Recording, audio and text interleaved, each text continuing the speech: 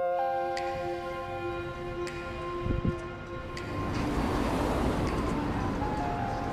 was just like any other day.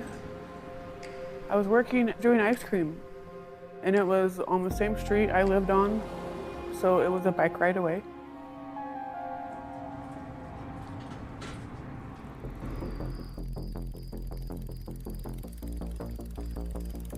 I was about 3 blocks away from my house, and I saw a gentleman pull out in front of me. He grabbed my handlebars and had a gun. He told me to get off my bike and get on my knees. He told me if I didn't, he would kill me. And he sexually assaulted me. It's the first thing that goes through your head is why? Why me? Why didn't he murder me? She had her whole life ahead of her, and I was the one that survived. I had to relive it every day, 25 years.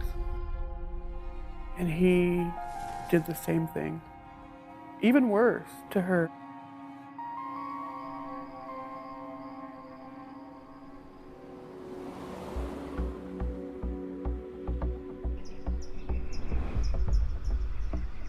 In August of 1996, Debbie Dorian had recently graduated from California State University of Fresno. There's Debo taking up the heavy stuff. All right, don't drop it, don't drop it. She lived in the North Creek apartment complex, which is 4 or 5 miles just north of campus. We had just finished our briefing that we usually have in the morning. I was told that there was a female that was found in her apartment. Peter Dorian, Debbie's father, and Debbie had made plans that Debbie was to drive to Peter, her father's house, Thursday, August the 22nd. She had planned to arrive around 7 a.m. She didn't show up, so after a brief amount of time, he went to her apartment. Knocked on the door, rang the doorbell, and received no answer. He then turned the doorknob and pushed the door open, and it opened, which it shouldn't have because his daughter, Debbie, was very security conscious, would never leave her door unlocked.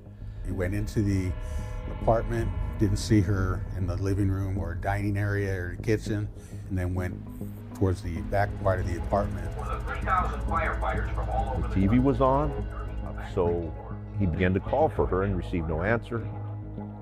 He then began to look throughout the apartment, and he found the most horrific sight that any parent could encounter. And that was his daughter, Debbie Dorian, lying in the middle of her bedroom floor on the carpet, on her side. She was naked from the waist down. Her shirt was pulled up. Her ankles were duct taped, her hands were duct taped behind her back, and she had duct tape completely covering from the top of her head down to her jaw. You couldn't see her face. Obviously, she wouldn't have been able to breathe at all. Peter Dorian did what any parent would do. He thought if he tried to take off the duct tape, she would be able to breathe, which was impossible. He immediately went to her phone in her apartment. He found that the phone was unplugged. Tried to plug it in, didn't seem to be working. He was very frantic. Peter Dorian is in such a state of shock, he actually calls his wife, Debbie's stepmother, first. She's the one who calls 911. Go ahead, ma'am. My husband just called and went to his daughter's apartment. She didn't show, and he found her dead in her apartment. Okay, tell me what your daughter's name is. Her name is Deborah Dorian. And then Peter makes another devastating phone call to his ex, Debbie's mom, Sarah Loven. Well, he was just, straight on with, Deborah's been killed. I ran screaming through the house. No, no, no, no, no, no, no. And that's all I could say was no, no, no. It just feels like somebody took a great big spoon and carved out your heart. Debbie was working towards her degree in economics, but she was also thinking about going to graduate school. When I spoke to Peter, he said that they were going to go to some other colleges to look at ideology programs because Debbie was looking at following in her dad's footsteps as being an audiologist. That particular apartment complex was inhabited with numerous college students. It's an area where that type of crime does not occur. Vince Savala spent 18 years with Fresno police and had just joined the California Bureau of Investigation before getting the call about Debbie Dorian's murder. This is where Debbie lived. It must have been crawling with investigators. Crawling with investigators, quarreling with people who were worried. You had crowds gathering. There were crowds, yes. According to police, Debbie's dad found her body in her bedroom early this morning. There was no forced entry that we could see. I didn't see major disturbance in the living room or kitchen area. August 1996, my title was a scene criminalist, and I remember going to the scene. It looked like she had just made a sandwich, so the sandwich was there with some Doritos. I also remember going into the kitchen. There was a bag of Fruit Loop cereal that had been open, it was ripped open. A couple of things are possibilities. One, she knew this individual and let him in. Two, he displayed some kind of a weapon immediately, and she complied with his commands to allow him into her residence. Obviously, one of the things that does come to mind is whether or not it's a serial type of thing, mostly because of the sophistication of how she was taped. The coroner determined Debbie's cause of death was due to suffocation because the duct tape had covered her entire head.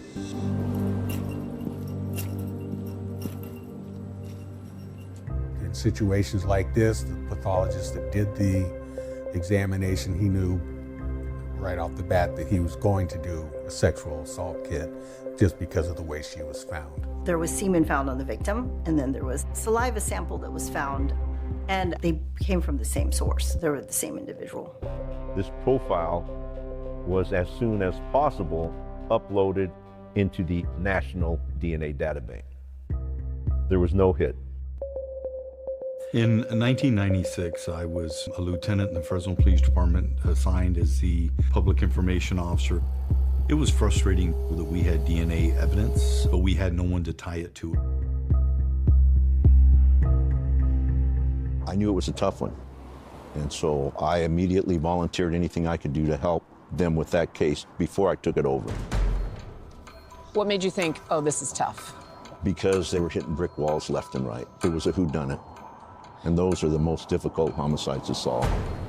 But an eyewitness is about to offer a major clue. He had seen an individual approach Debbie's store. A short conversation to the effect, oh, hi, how are you? There is some very evil, demented predator out there. You're thinking, we have a murderer on the loose. We didn't know if, when, and where he was going to strike again.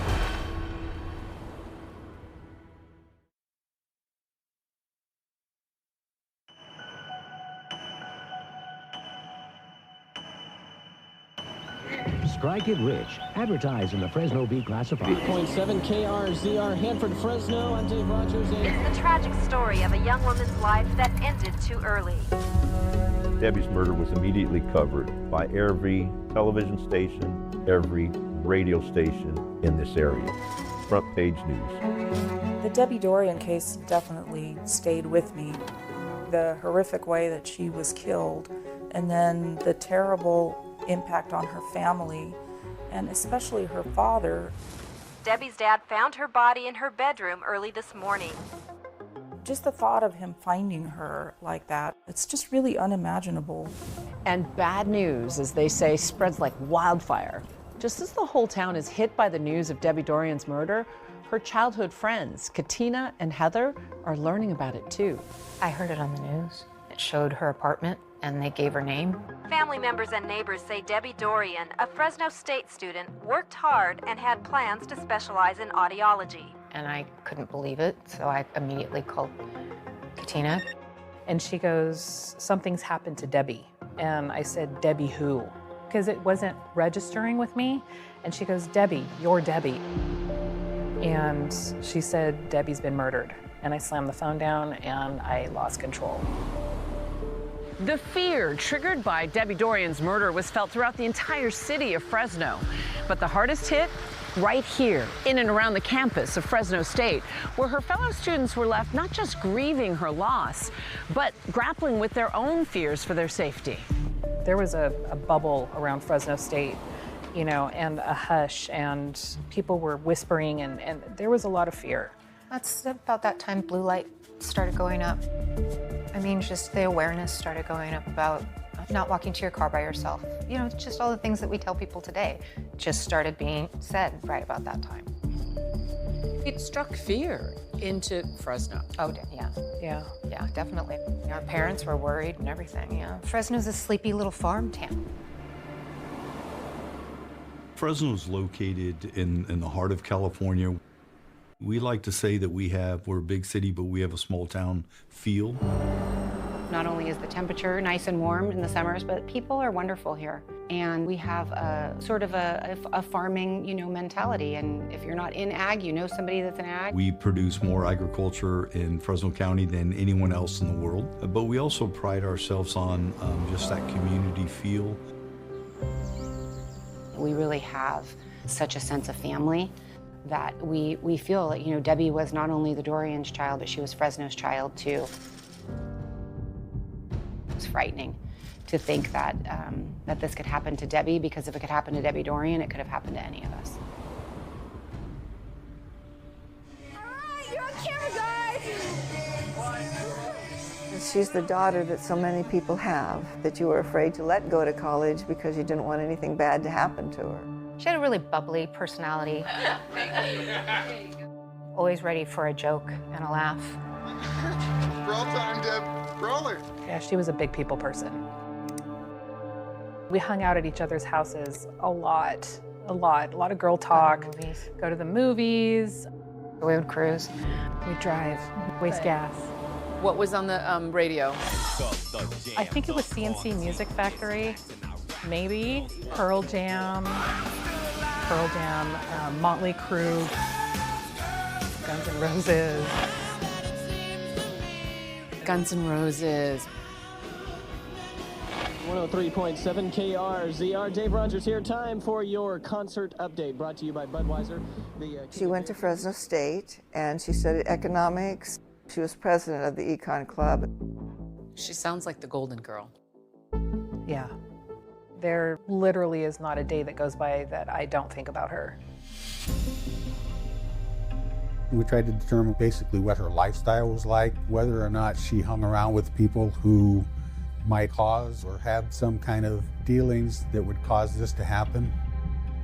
We formed a timeline of Debbie's actions prior to her murder. Debbie was killed between roughly 12 and 4 o'clock in the afternoon on August the 20th, 1996.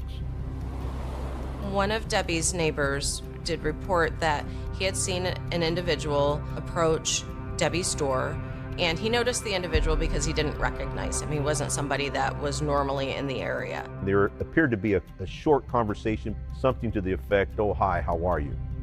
And that's all he saw. But nobody knew who it was. They only had a description of it being a white male, a certain age and height.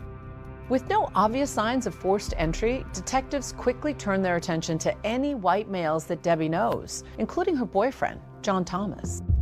I knew he would be a suspect. I mean, it's obvious the first people they look at are people that they care about and that they're close to. There's always that side of you that says, well, if he wasn't involved, he's going through some traumatic experiences right now. But as your job is, you have to interview him. My name is John Thomas. As of August 1996, we've been dating approximately 2.5 years. Debbie was very outgoing, very extroverted, fun to be around. I was doing contract work for the U.S. Forest Service northeast of Fresno. I left town approximately a week before she was murdered. Since a sexual assault was involved in this murder, we had to ask John Thomas some tough sexually related questions. You actually get angry because, and I know why they're asking the questions, but it's almost like a character assassination. It's hard to hear things said about this person that you love that's been murdered. We were able to determine that John Thomas, at the time of Debbie's murder, was assigned to fighting a fire in Northern California. I asked for a DNA sample from John Thomas. and he voluntarily provided one. He was eliminated as being a donor of the DNA. The last time I saw her was 10 days before she was killed. It was John's graduation. She'd had her hair done and a new outfit, and she was beautiful. That would be the last videotape of her, and they'd be some of the last pictures taken of her. It's hard to look at him today still, so. John Thomas is fully cooperating and able to offer investigators critical information about Debbie in the weeks leading up to her murder. Turns out, Debbie had been looking for a roommate. That sent up a really big red flag. She'd put ads and flyers up, which was pretty typical. I think a couple people had fallen through, so I know that, that could be stressful. I think she was getting desperate. She needed to get some finances so that she could pay her bills. She needed somebody soon. Could it be that someone who had come to visit her apartment did this? That became something that concerned us. She had some papers on her dining room table with names on it. A list of prospective roommates becomes a list of people of interest. She opened the door for somebody. So who was on the other side of that door?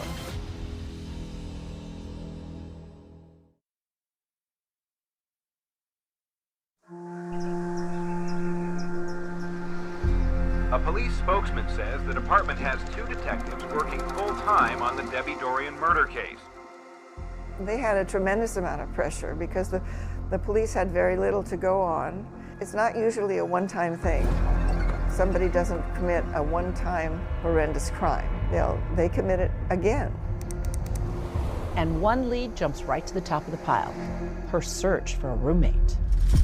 She had put ads in the paper, she had posted flyers at Fresno State, and she had a list of people's names on her table. Anytime you have a list of people that you believe have had recent contact with the victim, those people are going to be persons of interest. A few of the names I remember specifically. One was Alvin, one was Laura, and one was Nick or Rick. There was a person named Alvin who had actually made contact with her in person. Alvin called the police department after he heard the news and said, hey, I was supposed to rent a room from the girl that was murdered.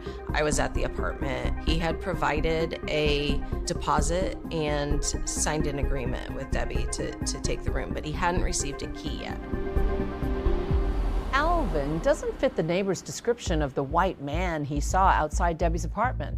Alvin is black, in his early 20s, and over 6 feet tall. Detective Garcia's the interview with Alvin. What did you do when you went there? I knocked on the door. She invited me in. What time was it that you got there? 6, 7. We thought it was a little unusual that she would have a male roommate. It was strange because she didn't rent to men, but I know how desperate she was to get a roommate. Did you think about living with someone who's got a boyfriend? Actually, I thought it was kind of really weird. So I didn't get, I felt like, there was a problem. That's her problem, not mine. A background was conducted and it was determined that he was a sex registrant in the state of California. That definitely sent some alarm bells going off in investigators' heads because of the circumstances around Debbie's death. That must have made you think, oh boy. Absolutely. And then he tells you something odd about going back to the apartment. He went back because he was concerned, since Debbie didn't answer the door, that maybe she was taking his money. He told me something about the door knob. You remember what that was? On Wednesday night, I knocked on the door. Nobody answered. The blinds were open. The TV was on. From what I could see on the wall. And when I knocked on the door, nobody answered. I tried the door.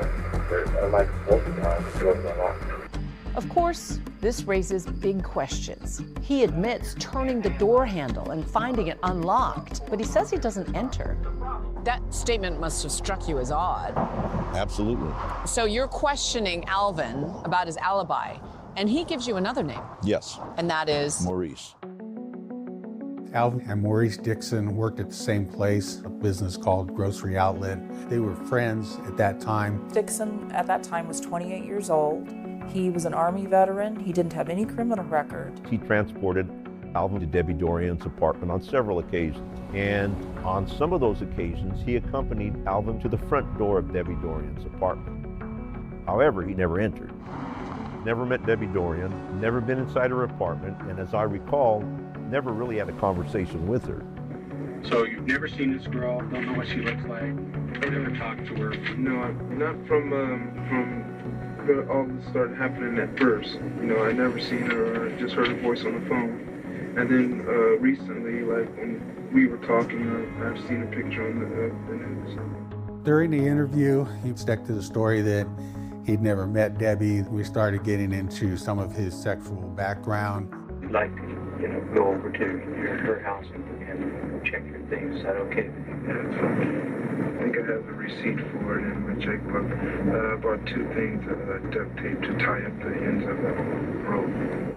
He said that the only duct tape he ever had was for a punching bag that he had at his home.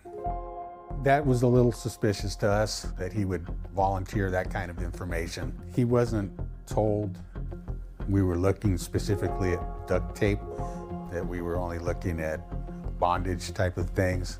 Dixon says he had been asked specifically about duct tape in an interview with another detective, which is why he brought it up. What made you mention that? Somebody mentioned duct tape or something like that. Do you have any duct tape, or do you know anything about duct tape or something? When was that? That was when I first came to question. But investigators' eyebrows are officially raised. We were able to get consent to search his home, found the punching bag that he had used that had duct tape around it. It didn't match up with the duct tape that was used on Debbie's body, or that was located on Debbie's body. The DNA from Debbie's body was compared to Alvin, and he was excluded as being the contributor to that DNA. Alvin was eliminated. Maurice Dixon's sample was also submitted to see if we could exclude, and he could not be excluded. It didn't add up because he said he'd never been in her apartment. So the fact that he said that and that the DNA at least had a preliminary match, I think everyone thought he wasn't telling the truth. Our investigation is that you were the one that did this. No, I am not the one who did this. I have nothing to do with this at all. How many times I have to keep telling you, I did not go inside this apartment. I do not know this person. I never met her. As a result of that test, Maurice Dixon was arrested and charged with the murder of Debbie Dorian. When Dixon arrived home from work, undercover officers swooped in and he was arrested with his hands up right in the middle of the street. He pleaded not guilty. His bail was set at over $1 million. I think the feeling was that the case had been solved. Most people thought it was over. I think it's great. I mean, hopefully it's the right person. But this case is far from over. As investigators keep digging, they're about to get a big surprise. It was a surprise to the police, to the media, to everyone you could think of.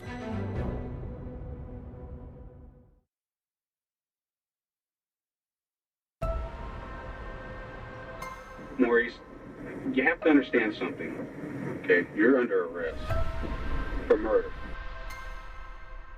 An arrest was made in the death of Deborah Dorian. Police, out of nowhere, they made this arrest of a man named Maurice Dixon, who had gone to the apartment with his friend, who was responding to Debbie and her advertising for a roommate. Residents were shocked that he is charged with Dorian's murder. Yeah, very surprised. Yeah, this is quite neighborhood. You don't expect something like that. And like I said, especially coming from him. Now, Dixon's arrest comes just 1 year after the O.J. Simpson verdict, the so-called trial of the century. It was a vote of not guilty for O.J. Simpson and a vote of no confidence in the LAPD. LAPD guilty!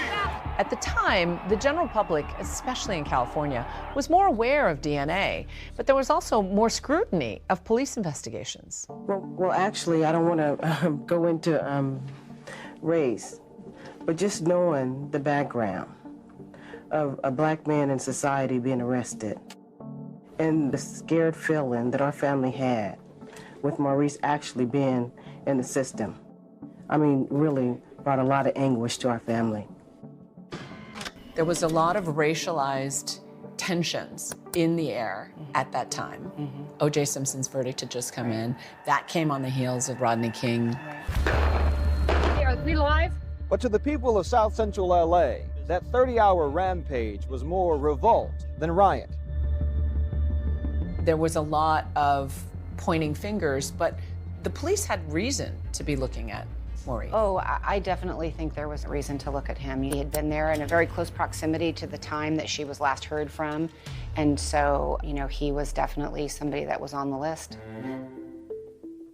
Maurice Dixon walked into court shackled at the hands and feet. After Maurice Dixon was arraigned, police continued to investigate. So one of the things they did was conduct a more sophisticated DNA test. You have to remember, at that time, DNA technology was changing rapidly. Investigators initially relied on one test that compared 6 markers, but were about to start using a more precise test, looking at 13 markers, similar to what labs use today. It was a matter of weeks between the first test and the second DNA test, the more discriminating one. That second, more powerful test reveals the DNA from the Debbie Dorian crime scene does not match Maurice Dixon. He is cleared and all charges are dropped. Maurice Dixon had been in custody for a little more than 2 weeks. Tonight, he is free, and the investigation into the Debbie Dorian murder case returns to square one. The fact that that DNA did not match, I think, was a surprise to the police, to Debbie's family, to the community, to everyone you could think of, except for Maurice Dixon, because he knew he didn't do it. Right now, we don't want to comment at anything at this time. We're just happy that he's being released. So after Maurice Dixon was released from jail, I interviewed him. He told us that, he was living with the shadow over his life, that there was this air of suspicion around him. He was potentially facing the death penalty for a crime he didn't commit. People, stare at me and accusing me, but not knowing, the full details of what happened.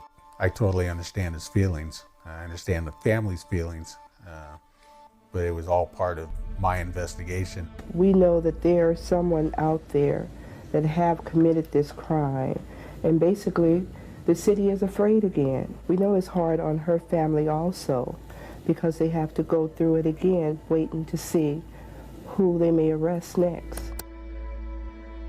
I just thought, okay, we're back to square one. We need to rethink this. I worked with children, and I didn't want to be emotionally upset when I'm working with children. So for my lunch breaks, I go and cry for 20 minutes, and then I'd come back and we're okay for a while. I just had to keep going, yeah. Our future's been taken away. We will not see a wedding. We will not see grandchildren. She will not get to have a life. The one thing we can do, and the one thing we strive to do, is to get the person who did this. Every time something like this happens, it's like pulling the scab off a wound. Peter Dorian, her father, was very committed to keeping the case in the mind of the community, in the mind of media. I would hope that a person would have the morality to come forward if they know something just because they want to help or they feel maybe a little guilt about something.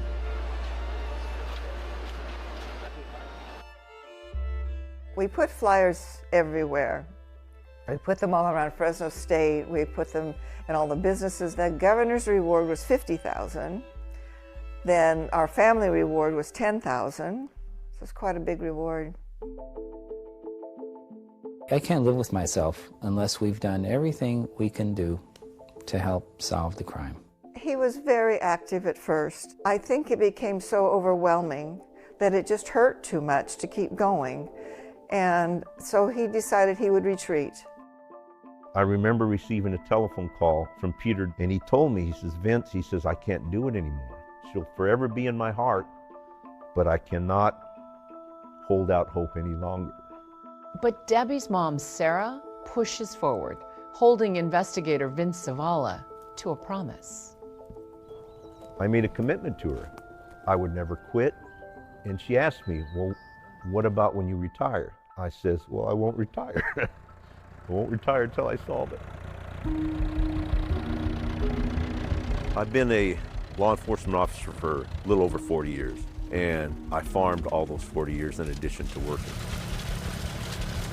With a cold case, you pour your heart and your soul into it and all the time you have, and hopefully you solve the case. It entails a lot of patience, just like farming. No matter what you're doing, you have to continue to farm, or all the time will be for nothing.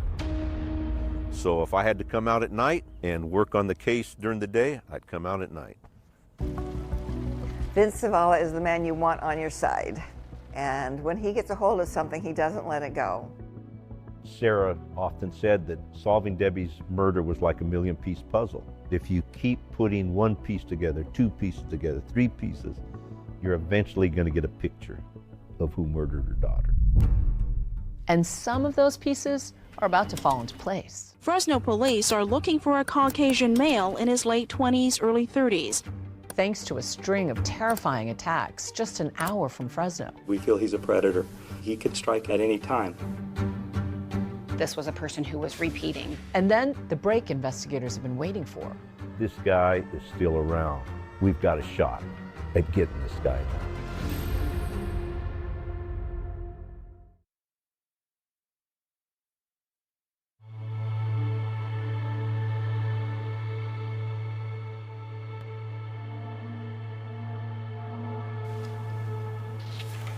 So this case became personal to Vince Zavala.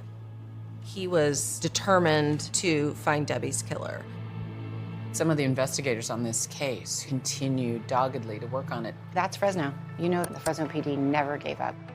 You know how frustrating it must be for them to just wake up every day and not know who did it, why did they do it, how did they do it. Were there moments where you lost hope of solving the crime? I never lost hope. I always had faith, but there were many, many times I was frustrated. It stayed with the department, stayed with me, even to this day. There was this desire to solve the case, but we needed evidence. Our investigation of the murder of Debbie Dorian focused basically on the Fresno area. Then I received a telephone call from our Fresno Regional Laboratory and was told that there was a DNA case-to-case hit. Remember, the DNA from Debbie's case is already in that national DNA database, CODIS. And now, finally, after 6 years, another case is a match. There was a lead where the DNA in Debbie's case matched suspect DNA in a sexual assault in Visalia. Visalia is about an hour away from Fresno to the south. So in July 1999, it was a sexual assault occurred on the south side of Visalia. Over the period of the next 3 years, several other similar crimes occurred in Visalia. And I believe these crimes were committed by the same suspect. In each of those cases, the suspect was described as a white male adult, in his 30s generally, from 5'6" to maybe close to about 6 foot, medium-sized build. So his MO would be that he'd find a young woman, late teens, early 20s. He'd find her alone. He produced the gun and he told them that he'd shoot them if they didn't do what he said. He was described as either wearing a bandana over his face or he was wearing a hoodie with the hood pulled up over his face. The victims described him as wearing black pants and black shoes, which eventually led us to think that maybe he was involved in the restaurant business. Police aren't able to collect physical evidence from every assault, but in one case, they get lucky, collecting DNA from the suspect that will become the critical puzzle piece linking these assaults to Debbie Dorian's murder. Jane Doe, number 1, was riding her bike home from work. A man approached her with a gun. Tells her to get on her knees, fondles her under her clothing. She was able to show investigators where the sexual assault took place, so they were able to collect DNA from that area. And now they know that whoever left that DNA is also the person who murdered Debbie Dorian. They just don't know who it is. It brought it to a whole new level because now we got a guy that is running around in the Visalia area that has killed before. It gets everybody's attention. Once I heard of the case-to-case hit, I was so excited I jumped in my car and immediately went to Visalia. This guy is still around. We've got a shot at getting this guy now. Working together, the team in Fresno and Visalia conduct background checks, interviews. They collect and test well over 100 DNA samples, but they just can't seem to hit their mark. They were chasing what seemed like a ghost, and the clock was ticking. Once we had exhausted our leads in Visalia, we were desperate. You never know when he's going to get the urge to hit again. You never know if he's going to escalate or whether he's going to go back to something else. He could strike at any time. There were times I couldn't sleep at night because what can we do? So as the years go by, I said, you know what, we have to preserve the cases that we have. You know, statute of limitations on sex crimes was 10 years in California, and we were approaching the 10-year mark. So the clock is running out. The prosecutors decide, well, we have the DNA. We have a commonality. We can identify this DNA profile. We just don't have a name. We just don't have a name. Lieutenant Pewter wrote a John Doe warrant for the DNA profile, and that was very instrumental because what it did was preserve the statute of limitations. The warrant officially stops the clock on the statute of limitations. It's the first of its kind in the county, say authorities, buying the team more time to find their John Doe. We knew that if we could find this person, that we really had him, which, you know, is a big part of the puzzle. A puzzle that's about to get some help from an unlikely source, a serial killer. I'm sure the detectives back then couldn't imagine this. It's crazy. I really felt this was going to crack the case. A killer with decades-old secrets is in their sights. Sorry, but we got to check all the boxes off. And the victim, the survivor, who promised to take her attacker down.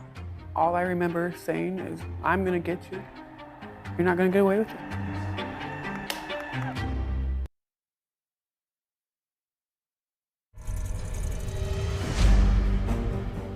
What went through your head when you realized the man who assaulted you is also charged with murdering somebody? Why didn't he murder me? Debbie's dad found her body in her bedroom early this morning. If it could happen to Debbie Dorian, it could have happened to any of us. This case is often referred to as a million-piece puzzle. This is just a sample, right? This is a fraction of what was collected. Trace evidence, fibers, fingerprints. We have to find this monster out there. Have you ever seen that girl? Nope. You don't know her? On the surface, he did seem like, you know, your next door neighbor. His alter ego, Nick Steele, online. More of a fantasy. He talked about his bedroom looking similar to 50 Shades of Grey. It was crazy. It was crazy. Her name was Debbie Dorian.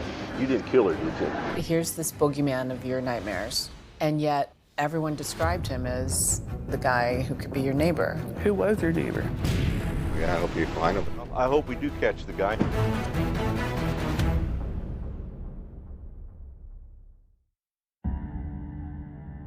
Here in this quiet city of Visalia, nestled in the Sierra Nevadas, the same man who brutally murdered 22-year-old Debbie Dorian begins a brazen string of sexual assaults against other women. One of them is attacked riding her bike home from work. One tries to escape the predator by cutting through a field. And another, just a high school student at the time, attacked as she was walking home from school. Another is assaulted here while waiting for a bus. All of these women's identities have been shielded from the public by law enforcement, each of them referred to simply as Jane Doe. But tonight, for the first time, one of these brave survivors is stepping out of the shadows. We're rolling. You were Jane Doe #1 for many years. Yeah. But you're comfortable now with saying at least your first name. At least my first name, yeah. And you're comfortable going on camera. I wasn't for a long time. And when we sat down for her first interview, she told us she was ready to reclaim her voice, taking back what she says was stolen from her at just 19 years old when she moved to the Central Valley of California. It was your love of horses that drew you here. Yes. You kind of had your future mapped out in your head. I wanted to be a horse trainer. And you were an independent young woman. Yes. That's what I thought. And then you're riding your bike home from work one day. I was about 3 blocks away from my house, and I saw a gentleman pull out of a street. It was 10:30 at night. There was nobody on the road. He grabbed my handlebars and had a gun. And you saw the gun? Yeah. Told me to get off my bike and get on my knees. He told me if I didn't, he would kill me. And I believed him. I was 19. You have a gun to your head, you do what you're told. And the whole time, all I remember saying is, I'm gonna get you. You're not gonna get away with it.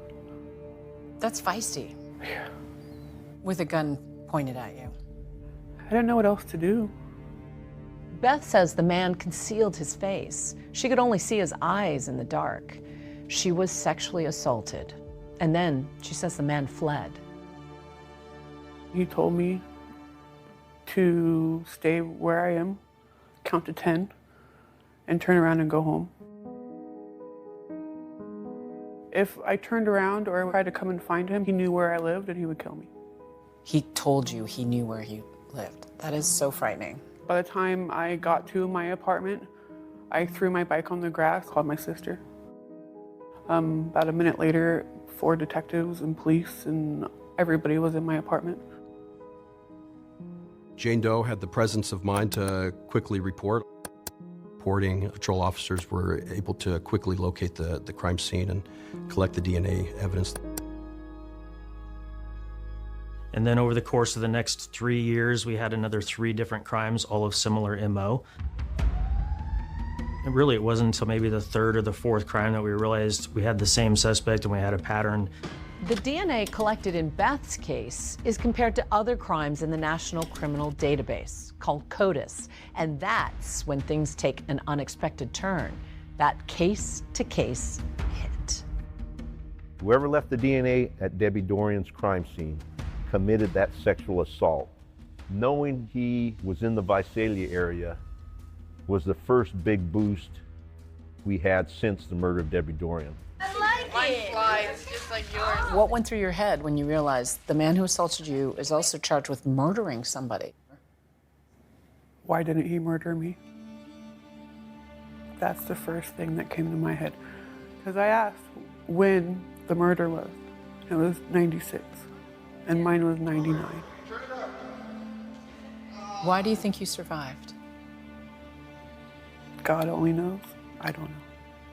And as the years clicked by? I would get a phone call every 5 years or so saying my case is still open, and they're like, oh, okay, well, thanks for the call, and that was it. The thought that we would never catch this guy was not something I wanted to live with, you know.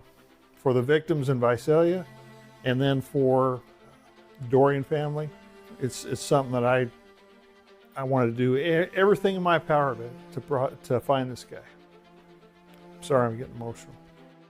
The string of attacks on women seems to suddenly end. But even though the perpetrator appears to have stopped, Vince Zavala won't. In the Debbie Dorian case, we had over 286 pieces of evidence submitted for analyzation. Delia moved up the ranks and eventually became the director for the entire Fresno Regional Laboratory. Whenever I needed help pushing evidence through, I would call Delia. He was very persistent. He would bring additional references, maybe registered sex offender cases that sort of look similar. We collected DNA from over 146 individuals and compared to evidence left at Debbie Dorian's crime scene. 146 DNA tests. And that's on top of the mountain of evidence Vince has collected throughout the years and shared with new detectives who would join the case. This is just a sample, right? This is a fraction of what was collected at the evidence warehouse. It's just shelf upon shelf of evidence. In 2018, after nearly 2 decades of investigating, this now very cold case is about to heat up. thanks to the arrest of another serial predator. We have identified Joseph James DeAngelo as the sole suspect in the Visalia Ransacker crime series. The Visalia Ransacker case was really kind of criminal lore throughout Visalia, throughout my entire career. Ultimately, that entire case would become the Golden State Killer. We begin with that bombshell arrest. They say cutting-edge DNA testing allowed them to make a match. I heard like everyone else, and then a thought came to my mind. Why couldn't we use the same DNA technology used to capture the Golden State Killer on Debbie Dorian's homicide case? Visalia Police Department worked on that task force, and I knew a lot of those detectives, and that started the ball rolling. A very dear friend of mine who's the retired Sacramento County DA, Anne Marie Schubert, who was just an essential part of solving the Golden State Killer case. We found the needle in the haystack, and it was right here in Sacramento. She called me and said, hey, we need to come down to Fresno because this technology is amazing. I'll bring my staff. And so then we started to work together with them. Sacramento County, their DA's office, gave us a blueprint how to move forward with this new investigative technique. They are able to come up with family members who are likely to be related to this suspect. You can build out essentially a family tree and then start investigating backwards to see who are the relatives that could potentially be a suspect. Within maybe a week, we got a lead. And bells start to go off. Exactly. A witness had seen a suspicious male outside of Debbie's apartment on the day in question. And as I read that description and I'm looking at the photograph of the suspect, I'm like, this is our guy. This really is. The picture matched up to the descriptions. I'm like Mark, it was like, this is him. Now 567 to the arrest team, stand by.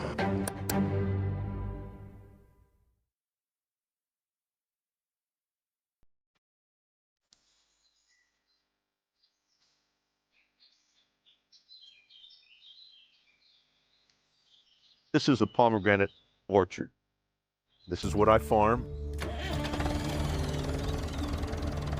I've been farming probably a good majority of my life. Farming is much like investigating cold cases because there's a lot of unknown, there's a lot of hard work, and you don't know what you're going to end up with. You got to be very patient, watch it grow, and hopefully you get fruit. After nearly 40 years of being a detective and a farmer, the time finally comes for Vince Zavala to retire from his day job. But there is one unsolved case he can't let go of. It was tearing at your heart. Absolutely, but I'd made a promise to Sarah.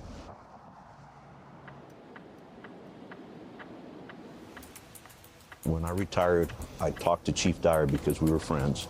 I realized as a police chief, there's more than I can do, and it's bring Vince back. He allowed me to come back as a reserve police officer, which gave me police officer powers when I was on duty, and that was important. But no police officer pay.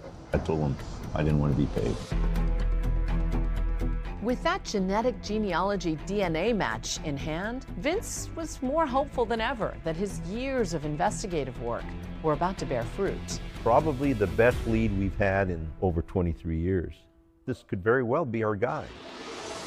They are able to take this genealogical DNA and ultimately they came up with a name, Nicky Dwayne Stain. He married, had a couple of kids. His work history was very solid. No criminal past that we could see. This is a normal guy, but then you think, well, a normal guy could have committed this. That's why we haven't been able to find him. He was living in Visalia, in the city. He raised his kids, was at the PTA. His focus was the family, and he did work for charity organizations. Now that detectives have a name, they want to talk to this guy. They discover that he's been divorced and working at a food court in the local mall. Turns out that early hunch that their suspect may work in the restaurant business was spot on. We were all hands on deck. Let's do what we got to do. Let's get a DNA sample from him. Our primary mission was to look for anything that he would publicly discard that we could obtain a DNA profile from. So we thought a trash run might be the best opportunity.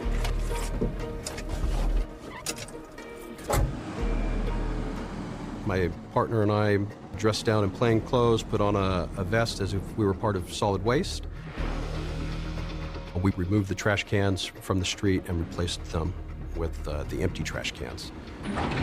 It's called a surreptitious trash dump because once he throws it away outside on the street, it's free game. We found male razor blades that appeared used and were discarded, and so we sent that up to be tested to see if it had any DNA on it. I was excited, but I'd been excited before, so that kept me from totally jumping in. But 2 weeks later, his phone rings. I was at home. It was the middle of the day. I put it on speakerphone. I said, hey, Vince, you got to sit down because I have news. We got the guy. It's him. My wife was close to me. Once she heard it, she cried. So did I.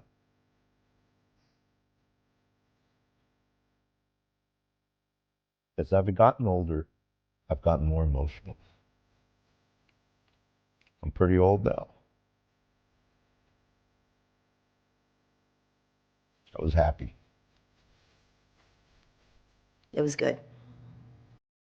It was a lot of years of work. Nikki Stain was our 147th individual who we obtained a DNA sample from for comparison, and he was the match. Okay, you're good.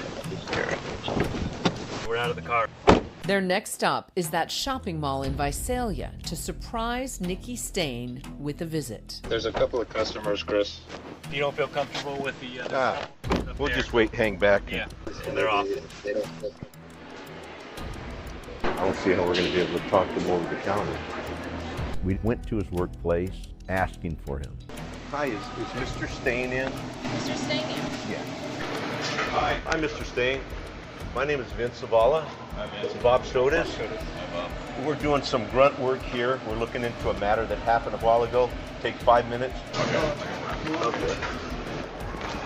That's fine. We begin to ask him some questions. Have you ever seen that girl? No, you've never committed any violence against her. No, I haven't done anything. I don't know her, so I wouldn't know how to. Yeah. So have you never committed violence against anybody? No violence against anybody. But Vince hasn't waited this long and come this far to take no for an answer. Her name was Debbie Dorian. She was found murdered. You didn't kill her, did you? No. Nikki Stain denied knowing Debbie. During our conversation with Nikki Stain, I told him, I says, look, we've been asking everybody we talked to if they would voluntarily give us an oral swab to compare to evidence that's at this scene. But if you haven't been there, I mean, you know, it's just kind of a mundane thing. Yeah, it sounds like, I don't know, that sounds like, I don't know if I want to do that. Stain refuses to turn over his DNA, and the interview seems to come to an end. We thanked him for his time. As we were walking, Nikki Stain stops. He looks me in the eye, and he says, yeah, I hope you find him. I hope we do catch the guy, and thank you. Have a good day. We had an arrest team standing by the exterior door 257 to the arrest team, stand by. where he was going to have to re-enter the mall back to his place of work. Nikki Stain. Hi. Put your hands behind your back. Turn around, man. 5 seconds later, he's arrested. He was ultimately arrested at that time on the sexual assaults from the Visalia cases. Nothing on this person. Shortly after Nikki Stain was handcuffed, I made a telephone call to Sarah. He called me and he says, we actually have him. We have him in custody. And I said, really? Really? This is really something. Yeah, called all my friends, called everybody. Guess what? Guess what? Guess what? Yeah, it's really happening. Go ahead and have a seat in it. As police begin talking to Nikki Stain, they're about to discover that he is anything but the guy next door. If you have my phone, you'll be able to see that because it has like 400 videos on it.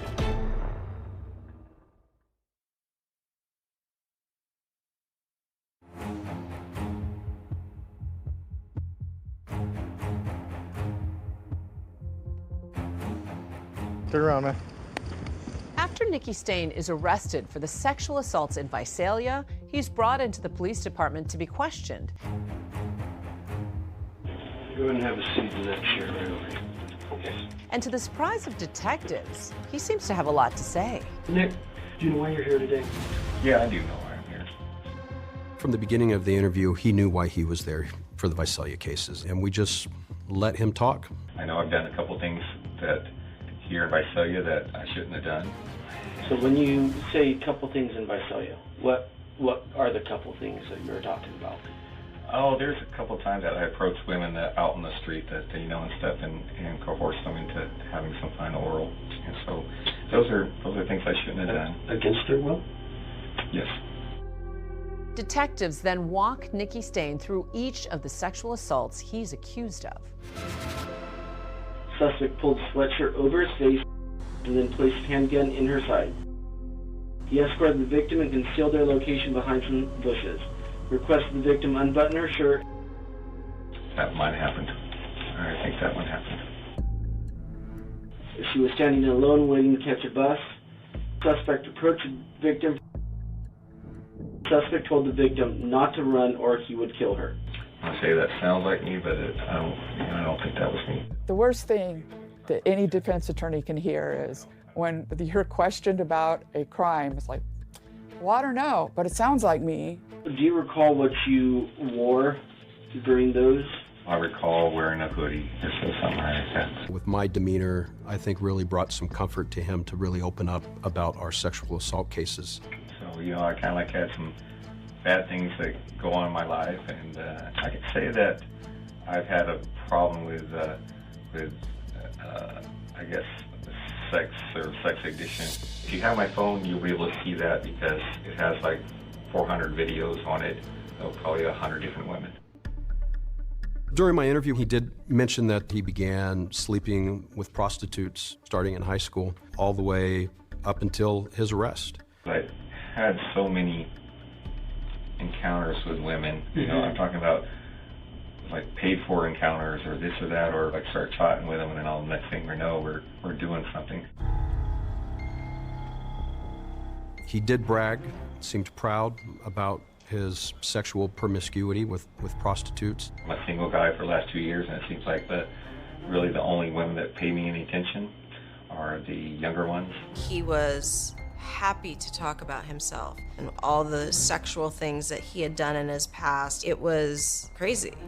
It was crazy. I'll tell you the truth, I don't really think that hiring an escort or having a sugar babe or anything like that, I personally don't think that that's a wrong thing.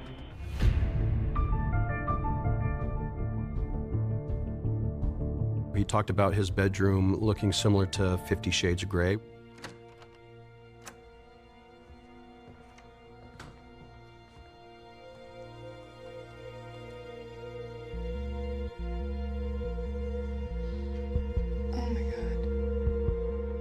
I had saw pictures of those types of dark rooms on the internet. I said I wanted to paint it that way. Now everybody who sees it says it's 50 Shades of Grey.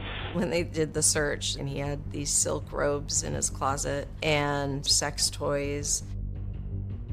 During our investigation, we learned that Nikki Stain was operating an Airbnb operation out of his home. He would also rent rooms out to younger females. He talked about providing for these young females.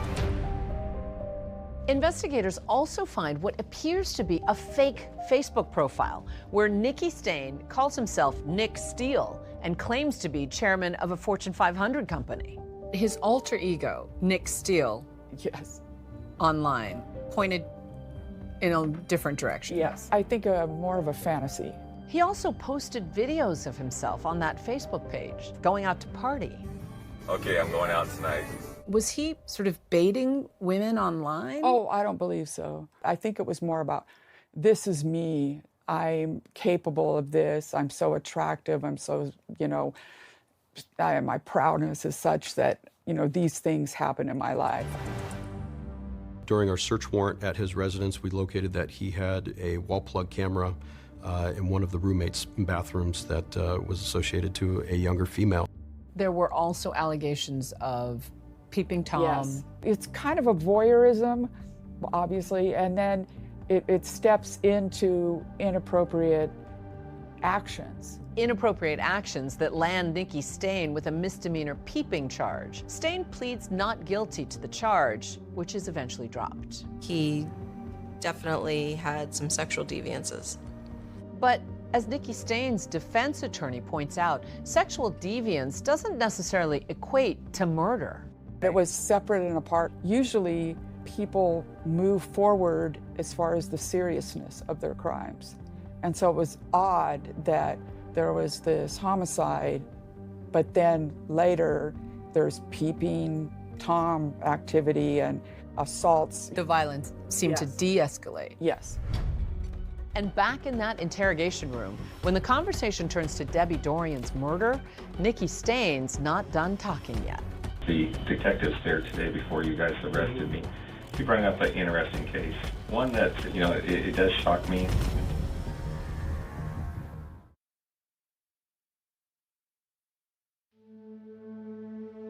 When detectives show up at the mall to confront Nikki Stain at his workplace, they ask him about Debbie Dorian. He claims he's never seen her before. Have you ever seen that girl? Nope. Nope. You don't know her? Okay. But when they get him into the interrogation room, he has a different story. The detectives there today before you guys arrested me, he brought up an interesting case. I was with that girl, several times and stuff like that. You were? Yes, I was. So, to be honest with you, she was, I picked her up in Fresno there on the streets there at one time. After I dropped her off, I thought that was going to be the last time I seen of her. Okay. And then she, found her way to my workplace, on other occasions and asked me if I, would want to again.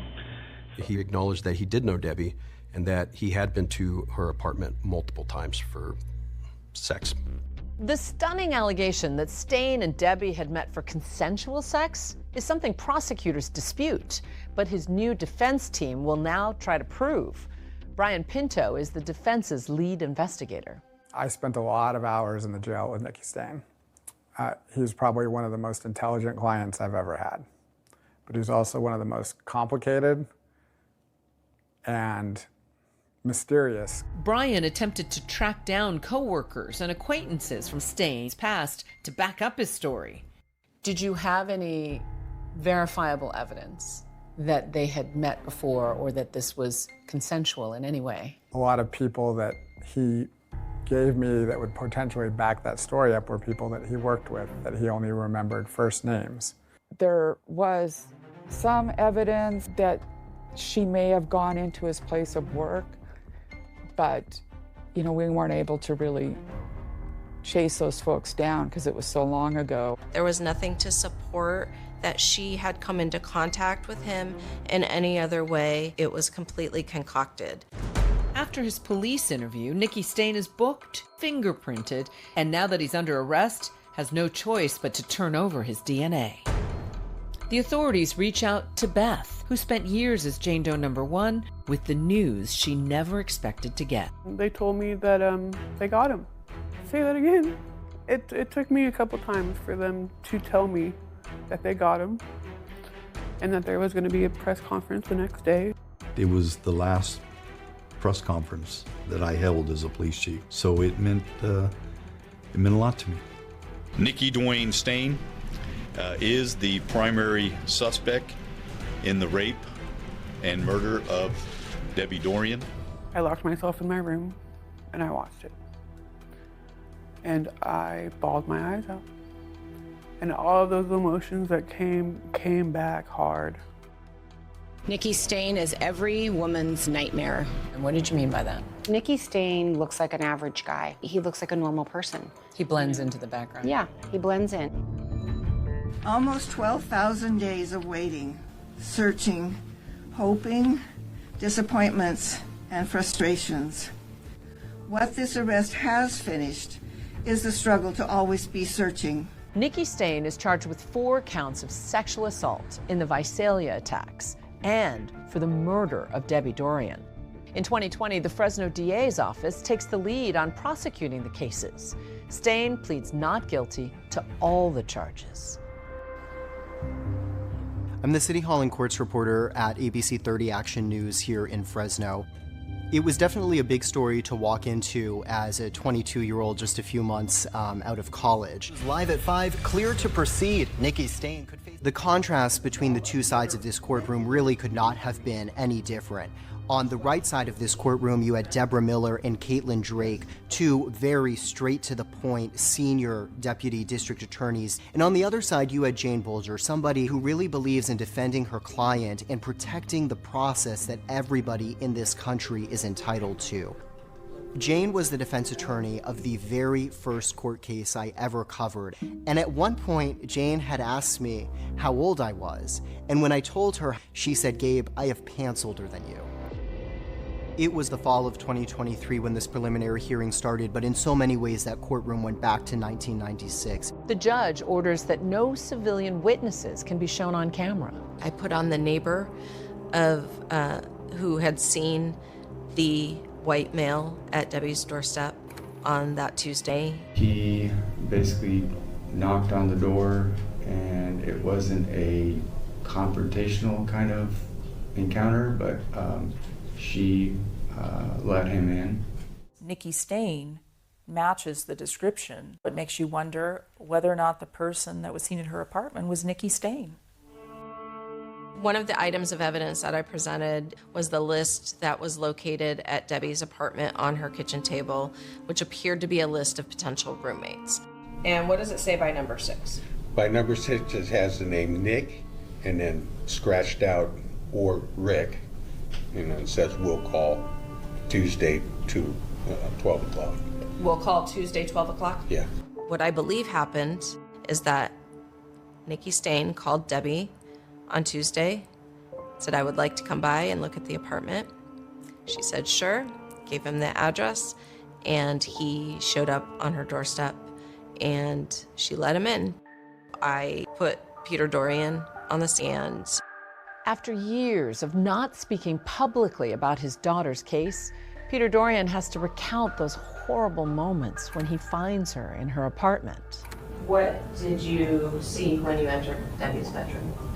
She was lying on the floor. Was she moving? No. Is there anything else about Debbie that you noticed that morning? Well, she was lying face up. Her mouth and nose had been taped shut with some gray colored tape, so that prevented her from breathing. We had 2 of the sexual assault victims from Visalia testify at the preliminary hearing. When you saw him in the courtroom, did anything register? The eyes and the voice. The eyes and the voice, you're always going to remember that voice. What went through your mind when you heard it? That's him.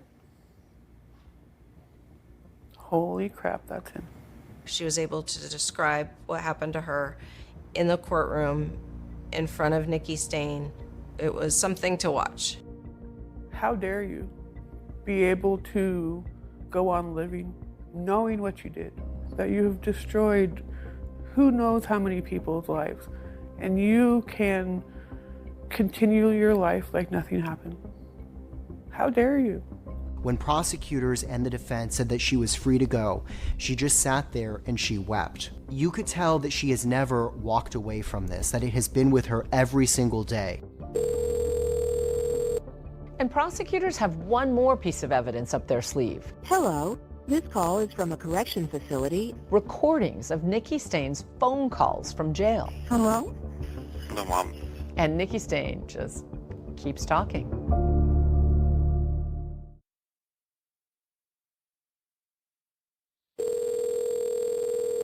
This call is from a correction facility and is subject to monitoring and recording. Can you hear me, Nick? During the preliminary hearing, prosecutors introduced calls that Nicky Stain made to family members while he was being held in the Tulare County Jail. And on those calls, he doesn't hold back. Yeah, I can hear you. You know what? Those hurting people and things like that was in my past. I know I need to get punished for it. I just know that I'll be here the rest of my life. One could say that the jailhouse phone calls were a sense of admission because there was no denials. But you're innocent till you're proven guilty in my book. You know what you did, we don't. We're going to say that you're innocent until they prove otherwise, in my opinion. It's the way that America works. I'm guilty. I'm guilty. You know, I did some bad things. I'm not trying to kind of like hide them. You know, I mean, I'm ashamed of them, but you know, they're there now, so it's just like, you know, quit running from it and just take it. Are you innocent of any of those crimes? No, not really, Mom. I was kind of like involved in all of them. To us, that's an admission that he committed all of these crimes, including Debbie Dorian. Those revealing phone calls could be key evidence if the case proceeds to trial. But the defense insists that Nicky Stain never admitted to killing Debbie Dorian, including in that police interrogation. I did wrong, okay? And even the things that I did back, you know, in here in Visalia, that those things were haunting me forever. But the thing in Fresno there, I didn't know that went down. I didn't know that happened. I didn't feel remorse for that or anything like that or anything because I didn't know that it happened. During the preliminary hearing, the defense was trying to attack the investigation, specifically with the arrest of Maurice Dixon initially and the DNA testing originally. So that's a mistake. I'm not going to say it's a mistake, no. You refuse to say that arresting the wrong man on faulty lab work is a mistake? Did you get the right guy? He was eventually cleared. Yeah, so Yeah. he was the wrong guy. But prosecutors maintain that the DNA evidence in this case tells the whole story. There was no other foreign DNA on Debbie's body. The only DNA located was Debbie Dorian's DNA and Nicky Dwayne Stain's DNA. When the preliminary hearing wraps up, the judge decides there is enough evidence for the case to proceed to trial. The defendant is held to answer on all counts and charges. Prosecutors announced they're going to seek the death penalty. But ultimately, Nicky Stain is ready to make a deal. Nicky Stain's case was heading toward a jury trial early next year, but now a possible deal with prosecutors. Just 5 weeks after the judge had set a trial date, we got word that Nicky Stain would be entering a change of plea. Stain's defense team had asked prosecutors if they would allow him to plead guilty to just the murder charge and dismiss the sexual assault charges. I contacted the parents. Peter was on board because Nicky Stain would receive life without the possibility of parole, and he did not want to have to testify at jury trial. Sarah Loven had a different opinion, and she wanted him to admit and plead guilty to everything that he did. And she wasn't the only one who felt that way. Why did you feel so strongly that you wanted those sexual assaults? Because those victims deserved to have him say, I did this, and I'm going to get sentenced for it.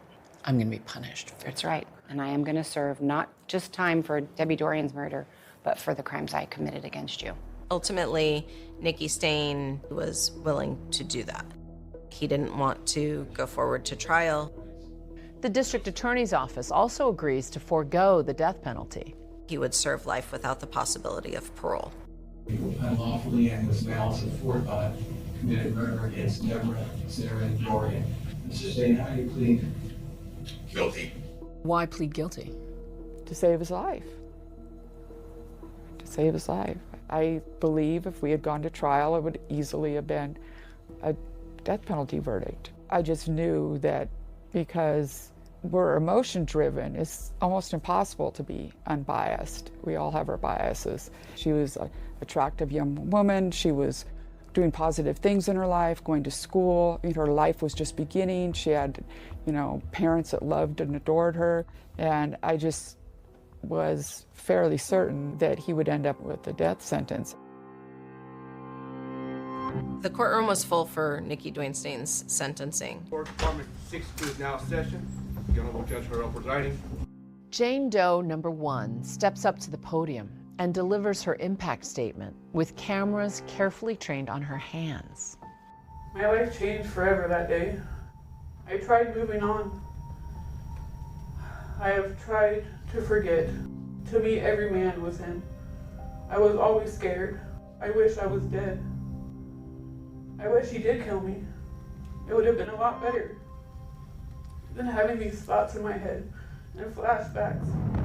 The night playing over and over again in my head. Your statement was incredibly powerful. Hopefully it got through to him that I wish he would suffer just as much as all of us did. I hope that he knows that I got him. That's it. Thank you, Jane Doe 1. And you also said you wanted to speak on behalf of other survivors. Yes. And give voice to them. If anything comes of this, I would just hope that people come forward and people will get the help that they need. Because it took me a long time. But the final words spoken in that courtroom would stun everyone. It was a raw moment. I screamed and screamed. Everything went dark. I knew my life was over.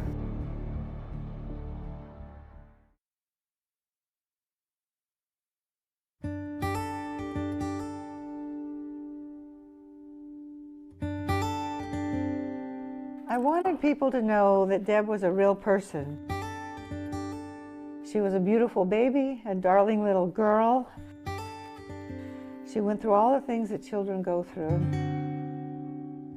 These are her ballet slippers when she was 5. And these are her riding gloves. I just want people to know she had these little hands. They felt things, and they were sweet. We have waited and searched for this murderer for 28 years and 10 months, 29 Christmases, and almost 29 birthdays. Sarah Loven was the last to deliver an impact statement. She shared what she thought Debbie would have wanted to say, speaking in her daughter's voice. Adrenaline flooded my body. I screamed and screamed, but he didn't stop. He wrapped my head in duct tape, covering my mouth. I couldn't breathe. Everything went dark. I would never take a hike with John, the love of my life. Spend time with my mom. I wouldn't have a wedding. I wouldn't be a beautiful bride. My dad wouldn't walk me down the aisle.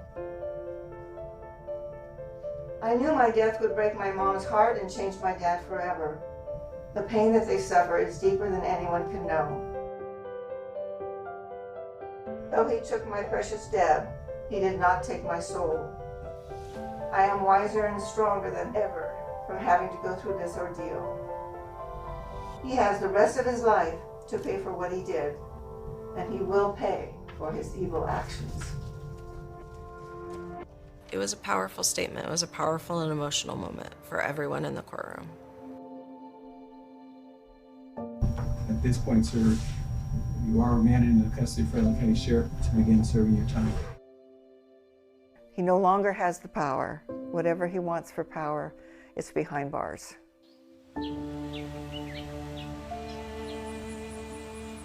To my dear Vince, you know how much this case has meant to us. You know how many years it has taken, and you've carried us all through this, and I love you. You're about to harvest pomegranates. What's that moment like? How fulfilling it must be. It's exciting to see all the hard work come to fruition. You saw a dry, leafless bush get leaves, and now they're big, red, and beautiful. It's like a cold case again. You put all that work into it, and we'll see if there's a rainbow at the end of it. Finally having him behind bars must have been a real capstone to your career. There were many capstones but this is the one at the top. She was a precious person, sweet and loving and smart, and a wonderful young lady.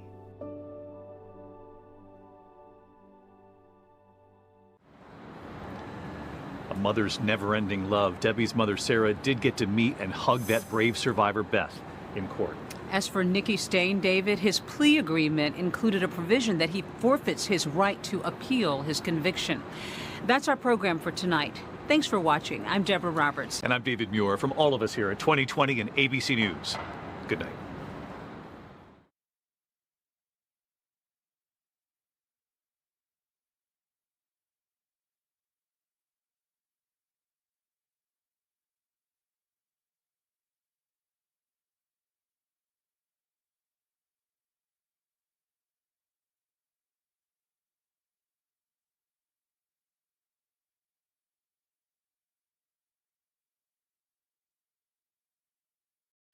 Tonight here, the stunning new legal twist as a witness admits he lied on the stand in a grisly kidnapping case. For the first time tonight, you're going to see a startling tape. Could it free a man who's now behind bars? 2020 begins right now.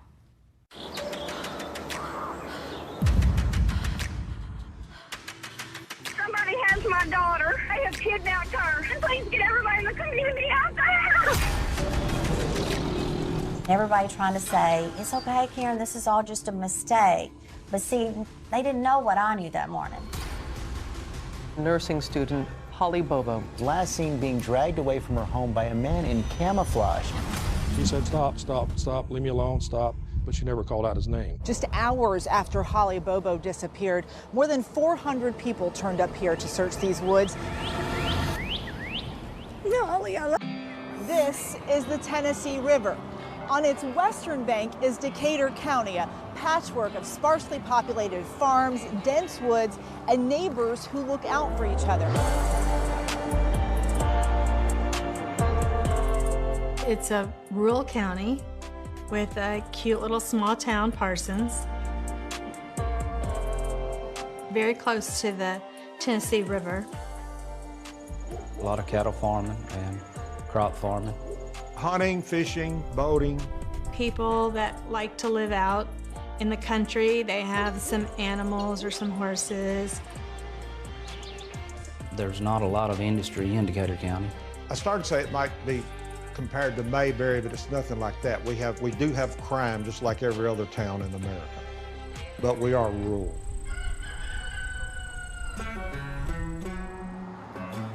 Everybody pretty much knows everybody. Everybody knew Holly and her family. 20-year-old Holly Bobo came from a loving family. She lived with her mother, Karen, father, Dana, and her older brother, 25-year-old Clint, in a home her dad built with his own hands. It was your typical little single story, 3 bedrooms, kitchen was in the middle kind of, and then a little small living room. And they had a carport there, which is a 2-car carport to the back of the house.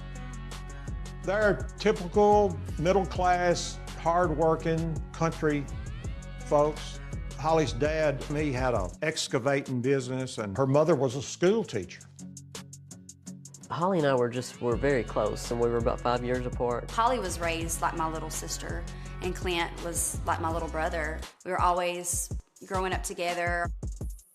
We just lived in our own world. 2 kids in college.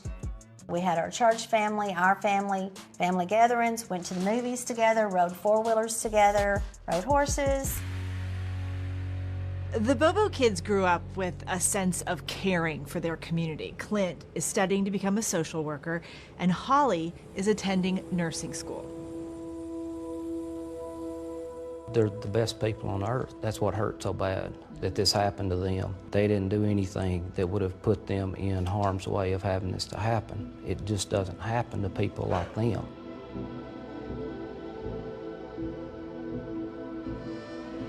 It was just a normal morning like anything else. Dana gets up first and gets ready. Well, I usually go out and feed the dog.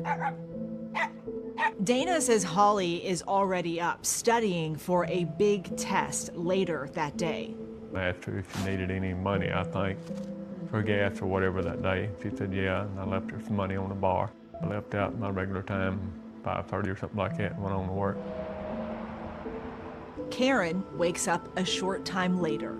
So I went on about my business, getting ready. Hours and days that follow, thousands of people will come to this small town, all asking the same question. Where is Holly Bobo?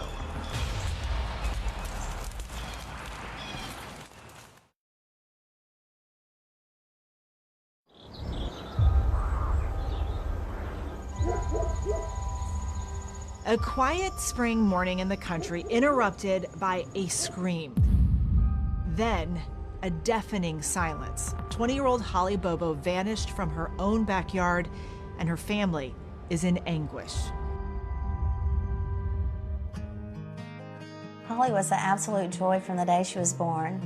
It just seemed like there was something special about her.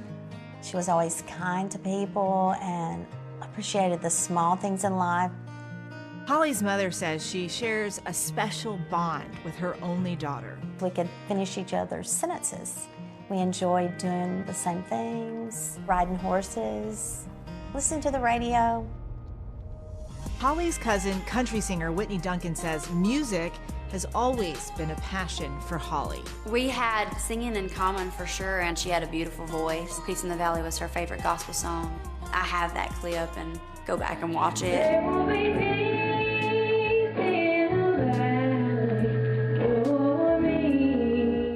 Following graduation from high school, Holly has her eye on the future, studying hard to become a nurse.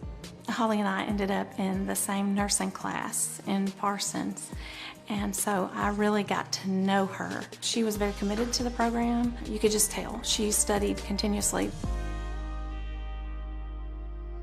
On the day that she went missing, we got to class, and we're supposed to take a test the first thing. The instructor went out and came back, and she announced that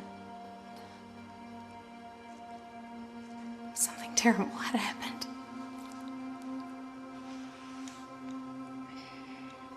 I'm sorry. And so we immediately dispersed, went to the area, started searching.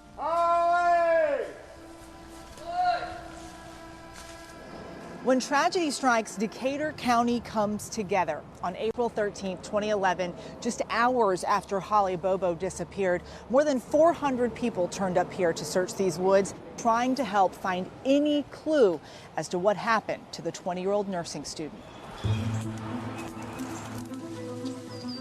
The search response was comments everywhere that normal people would not make. And in the early days of the investigation, Holly's mother, Karen, thought these guys could know something, given what they had been heard saying around town. So she tracked them down herself. I asked them, did they know anything about our daughter's abduction? Of course, they all denied it. She was kind of doing her own investigation. I mean, she came here and asked to talk to Shane. I guess I would have fought Goliath. You know, I just had no fear. I was trying to find my daughter.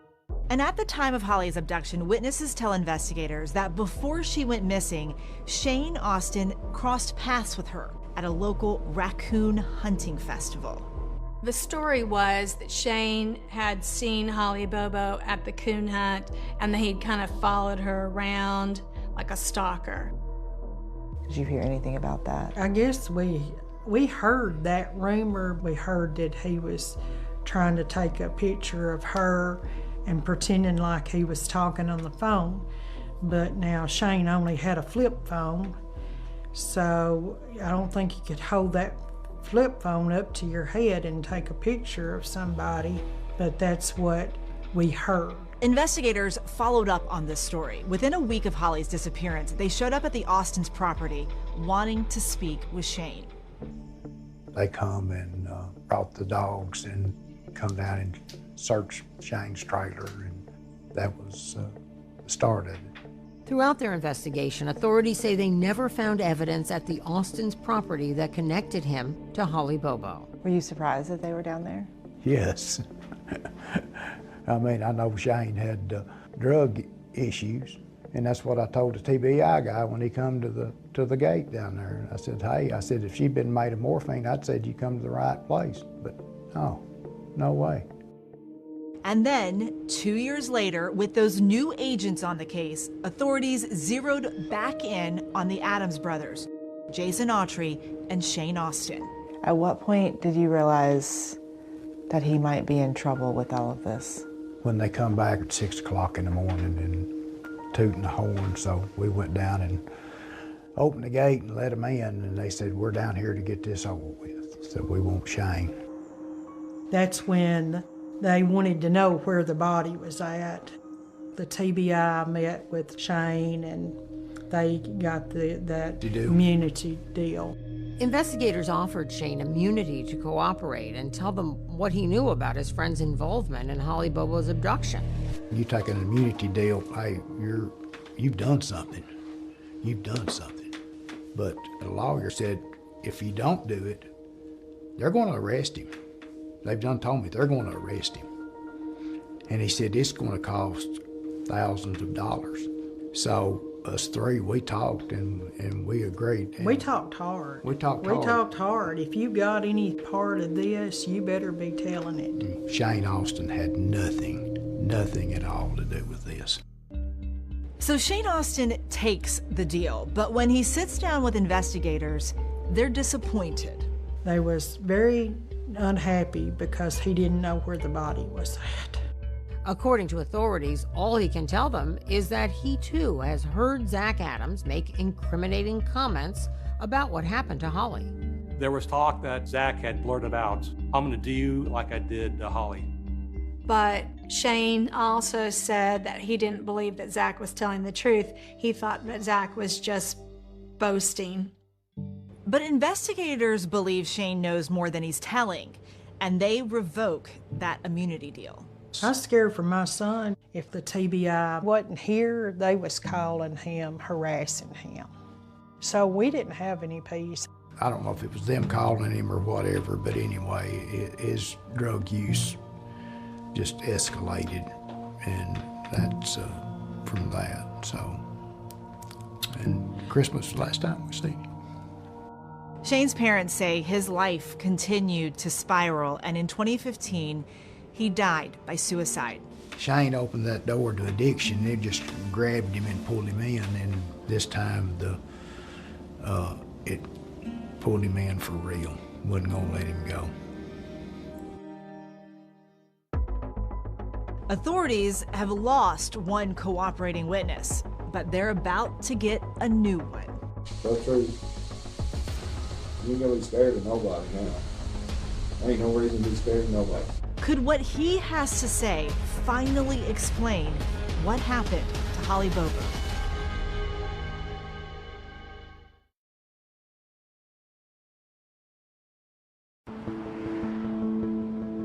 More than 2 years after Holly Bobo disappeared, investigators are still searching for answers. Rumors about 4 local small-time criminals, Zach Adams, his brother Dylan Adams, Jason Autry, and Shane Austin, have failed to lead to any hard evidence. But in 2014, investigators catch a break when Dylan Adams is arrested on unrelated gun charges. The Decatur County Sheriff's Office receives a shocking phone call. The caller is Dennis Benjamin, telling them that Dylan Adams, still in his custody, has just confessed to taking part in the kidnapping and murder of Holly Bobo.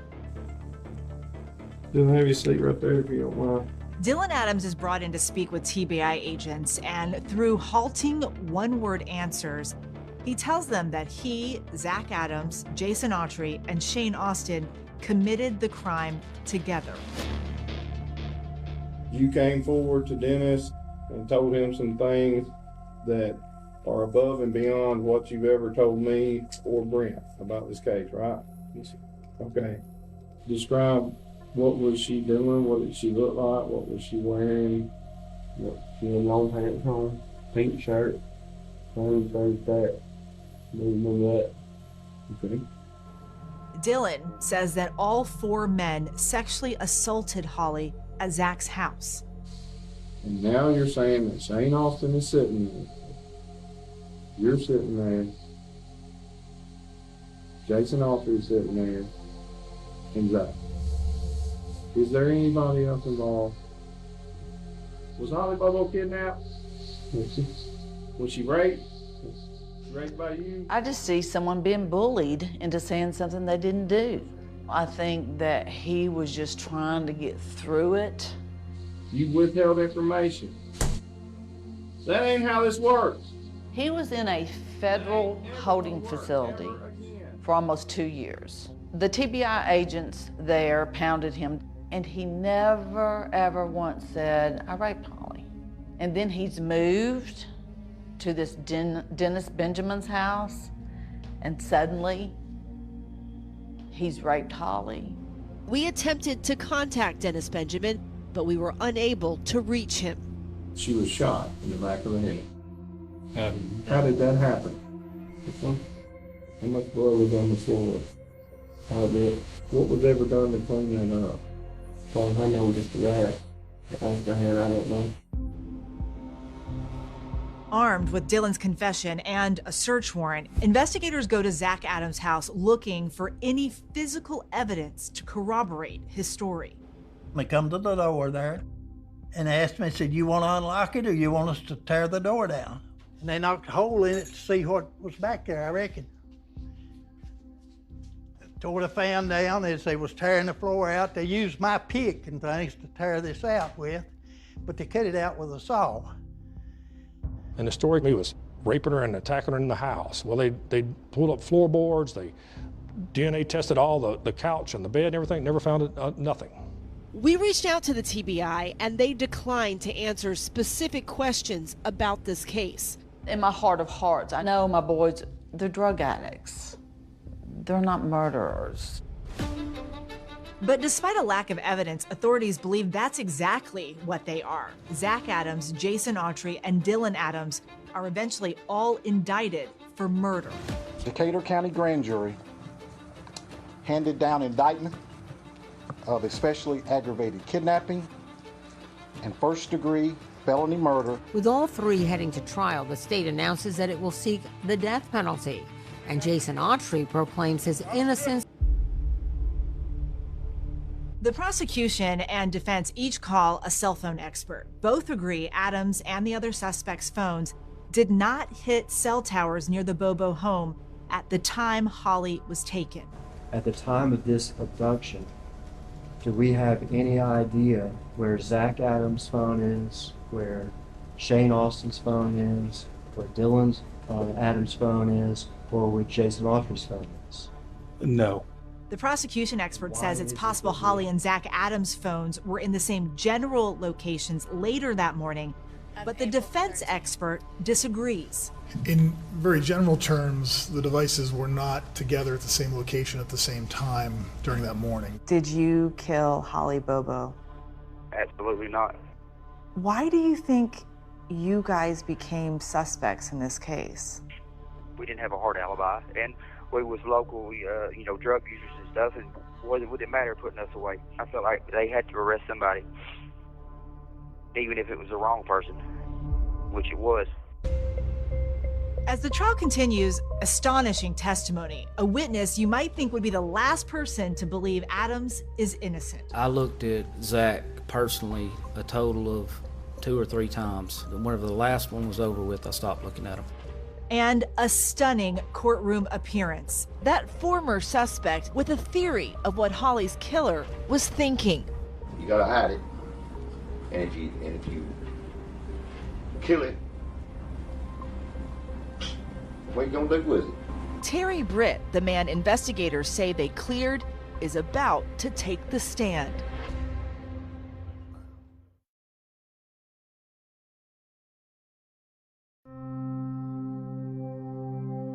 All right, we're ready to continue. Defense ready to proceed? Yes, state ready to proceed? Yes. All right, call your next. Terry Dicus. Okay. Nevertheless, the Brits insist they were together the whole time and their alibi is legitimate. Terry Dicus called me to go interview Terry Britt, and all Dicus wanted to know was if he is interested in talking about Holly Bobo and working out some kind of deal. U.S. Marshal John Walker says he visits Britt, who is in prison on an unrelated charge, and lays out how he believed Britt committed the crime. I said, I know you're a sociopath, I know you have issues with women, and I walked him through what we knew. He interrupted me and looked at me very straightforward and said, sounds like you have it all figured out. I'll plead to it and you can close the case. Do you remember at one time offering to plead guilty to the murder of Holly Bobo if you could get a 20-year sentence?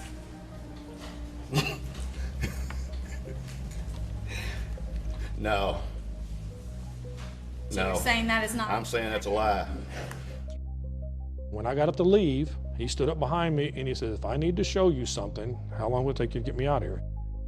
He wanted to take me and show me where the remains were at. And did you relate all of this information to the TBI? Yes, I did. And as far as you know, did the TBI go back to follow up with an interview? They didn't follow up the next few days like I told him that they were probably going to do. That did not happen. Okay. I thought the next day they'd get the confession from him and find her remains. And then nothing happened. And I'm like, what do you mean nothing happened?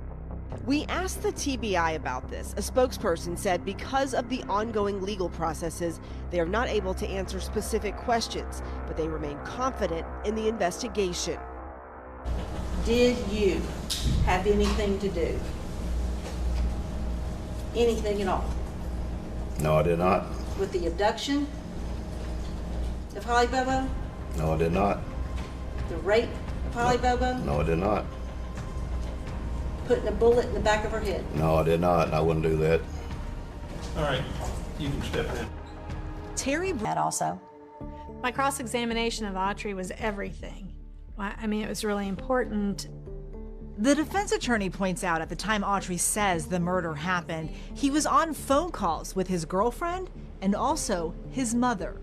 In the middle of all this, you were able to take a telephone call from your mother, Shirley King, that morning at 9:42, weren't you? If your records reflect that, that's true. Autry also mentions a burn barrel at Shane Austin's house.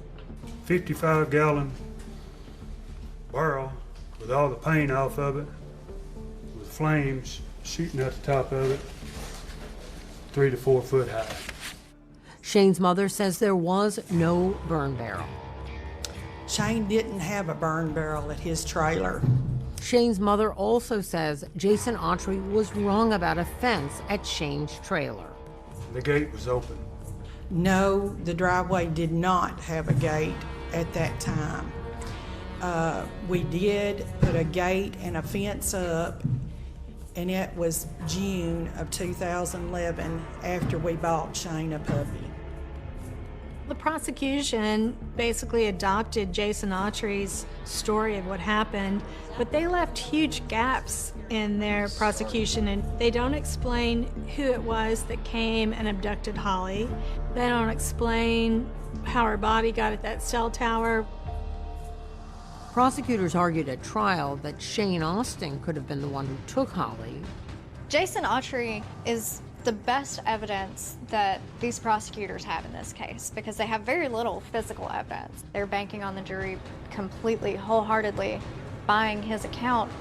Inside this courthouse, the jury is about to deliver a verdict. It could be a life or death decision for Zach Adams. Either way, it won't be the end of it. Years later, a new investigation, another courtroom battle, and prison interviews. What Zach Adams and Jason Autry say now.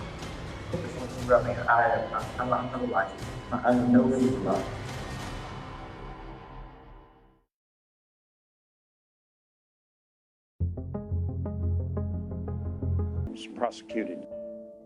In my opinion, all three of them should be hanging in this big oak tree on the backside of this courthouse.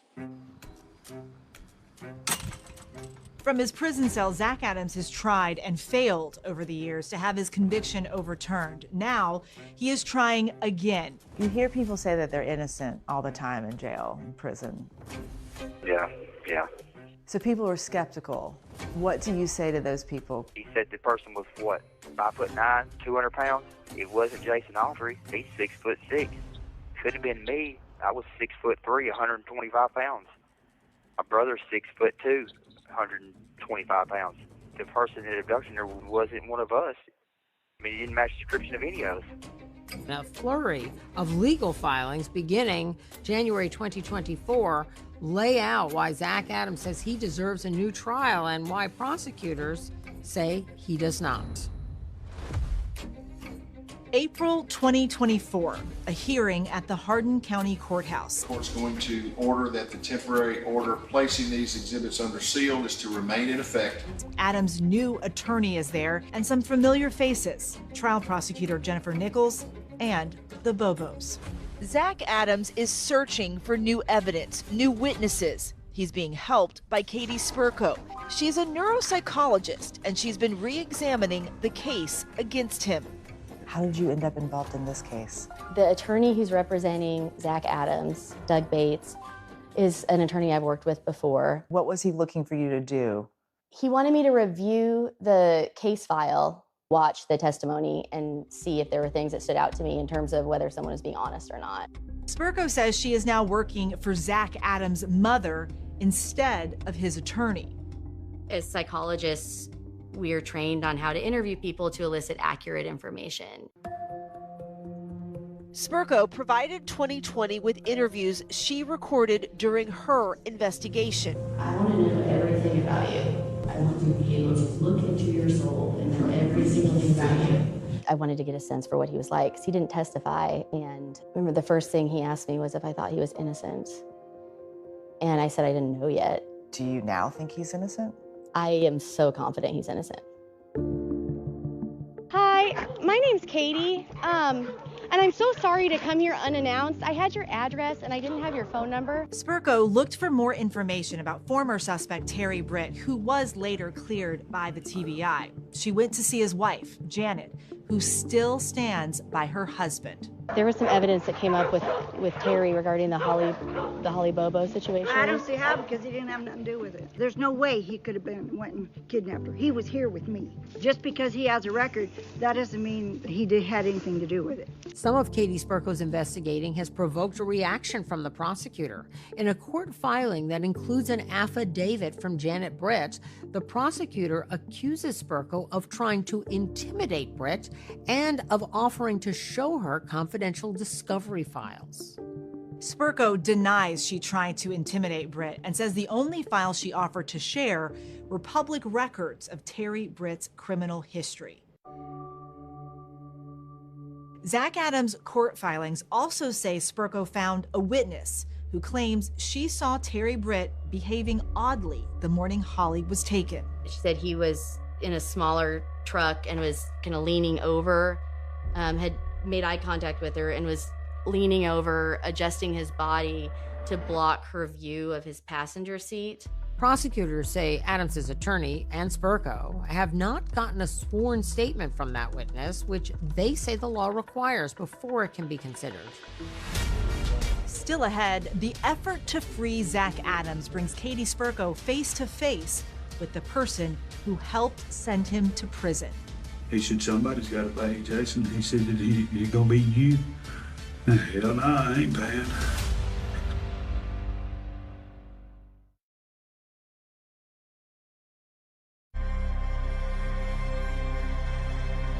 Forensic neuropsychologist Katie Spurko, now working for Zach Adams' family, has spent nearly a year studying his case file, watching the trial testimony, tracking down and interviewing witnesses. But the person she most wanted to talk to was the man many say sealed Adams' fate, Jason Autry.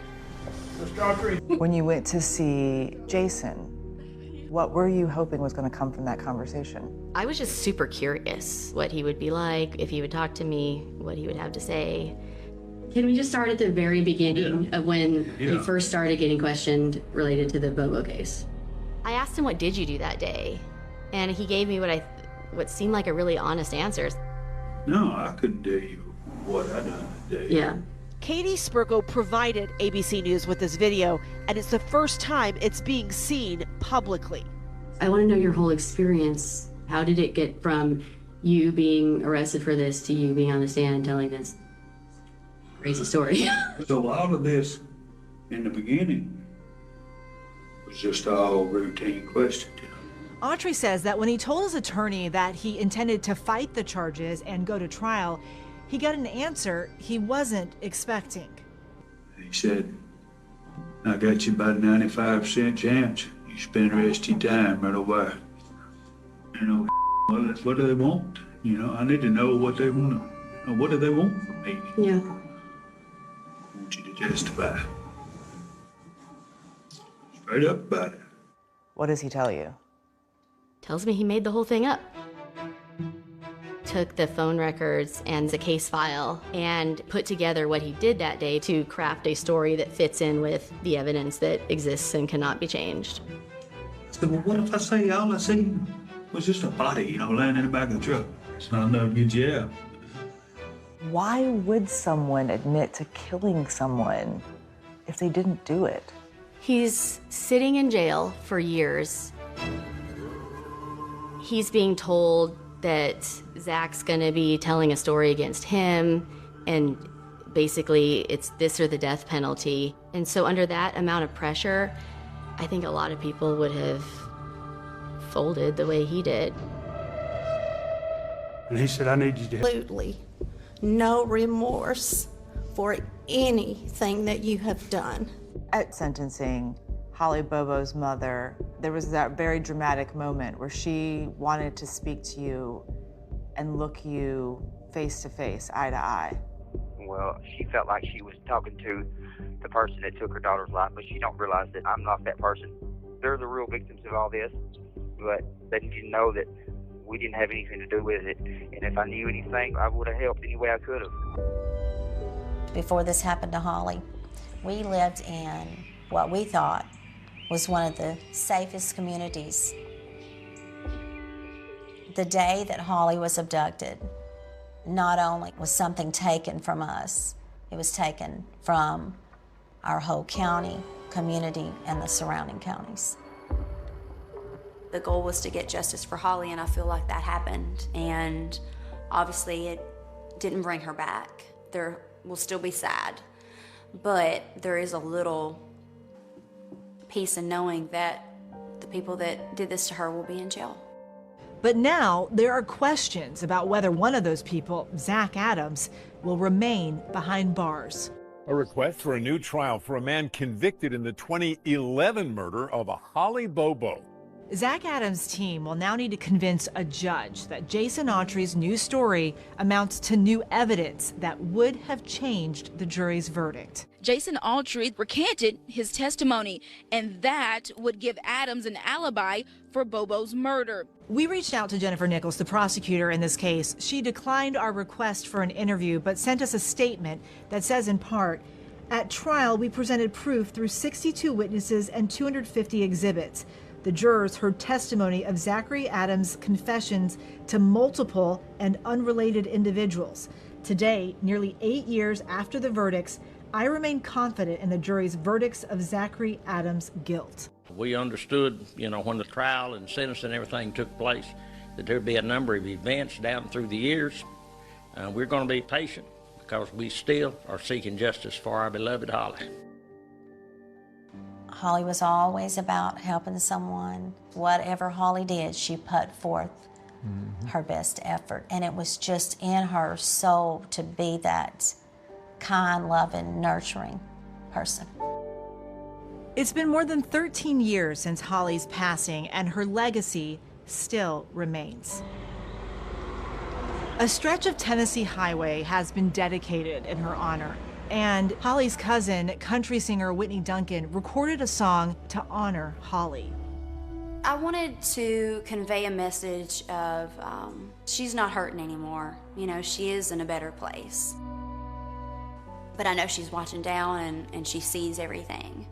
And she is happy.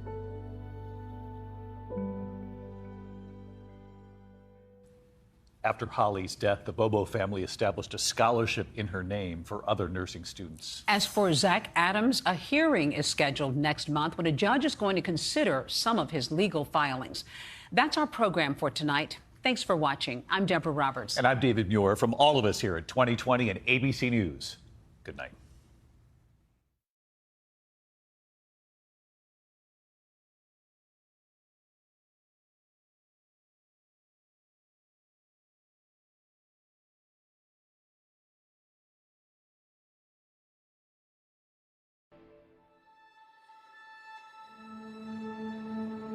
shooting happened right down Southwest 77th Avenue here in the parking lot of Pata's apartment building. And tonight, Miami-Dade police are searching for his killer. Yeah, Brian Pata was a defensive star in the Miami Hurricanes. He was going to be in the NFL in just a few months. I said, what do you mean they killed him? Like, why? Why would somebody do this? Was just coming home. I had just gotten home from work. And as I answered the phone, it was my mom. And my mom shared with me, "You haven't heard? Sydney is dead?" I just paused and started screaming.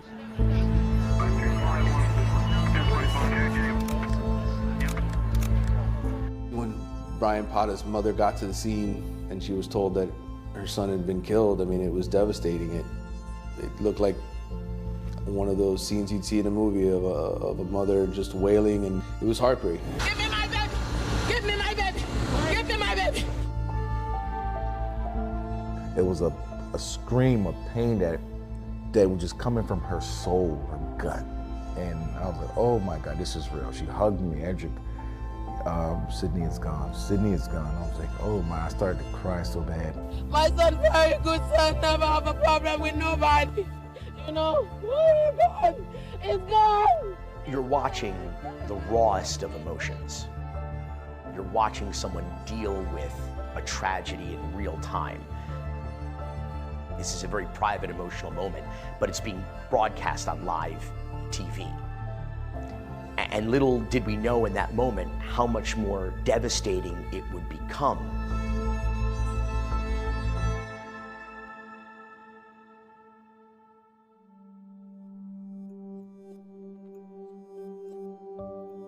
Life has always been a challenge and obstacles of test of who I am and what I will become. My name is Brian Pata, and this is my story.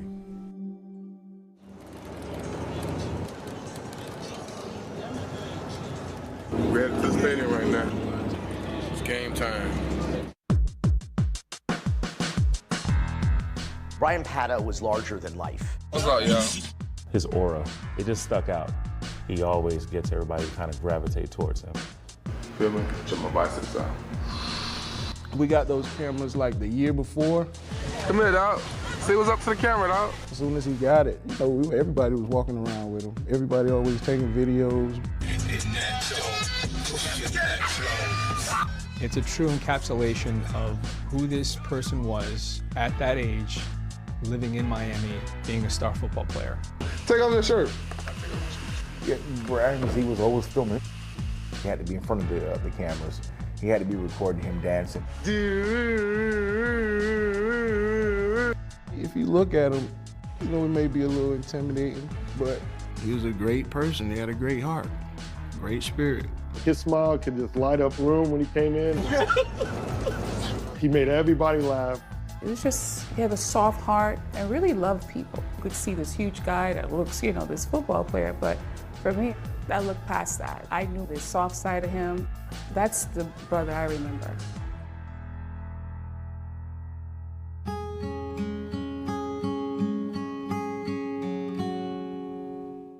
Brian Pata came from a big family. He had an even larger extended family when you consider the football team, the people in his life and community who looked up to him. My mom, she's from Haiti. Like most parents, to be successful in this country, you know, you have the dream, the American dream, that come in, work hard. It was quite a struggle for my mom, you know, single parent, home, you know what I mean, try to make ends meet. It's a total of 9 children. So there were 6 boys and 3 girls. Brian was the last of the 9. He was never called Brian at home. We never called him Brian. Everybody outside knew of him as Brian, but we knew him as Sydney.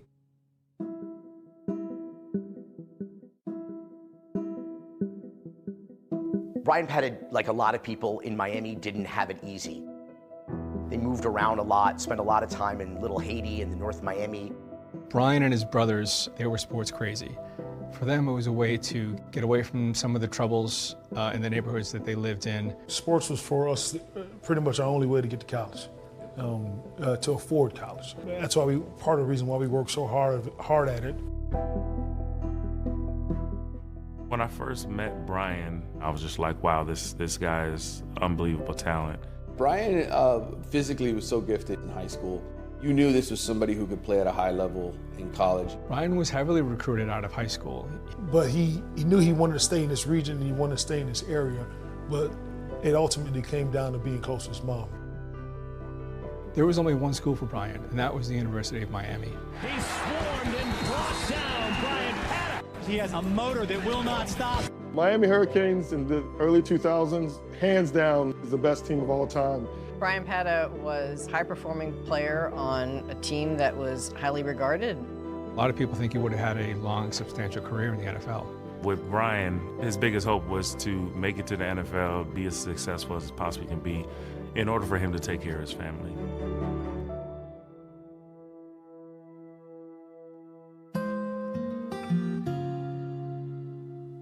He was a big baby. He'll be sitting in the locker and like he'll just be laughing, like, what are you laughing at? What you laughing at? And he'll be listening to a message his mom just left for him. And she'll be like, Brian, I dream you today. And like, it used to make me laugh too. She babied him. I mean, she loved him so much, you know what I mean? And we all did. Brian would be on the phone with his mom. Every single day they talked, he always made sure he checked in with her. This trajectory that Brian Pata was on was not his alone. His mother. She was on this journey with him. What are you making? Oh man, I'm cooking little fish, potatoes. What?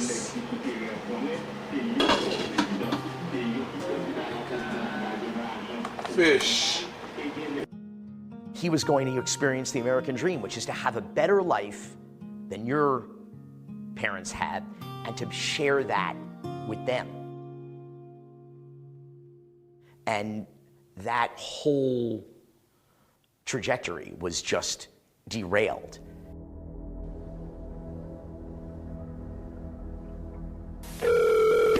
Navigate police fire with the emergency. Hello? Yeah? Hello? What happened there? Somebody got shot. The guy's on the ground. I don't know where he's bleeding from, but he's on the ground, miss. When police arrive, they start cordoning off the area. At some point, Miami-Dade police realizes that they need an assistant state's attorney's office representative to be there. They phoned Herbert Walker, who was on call that night.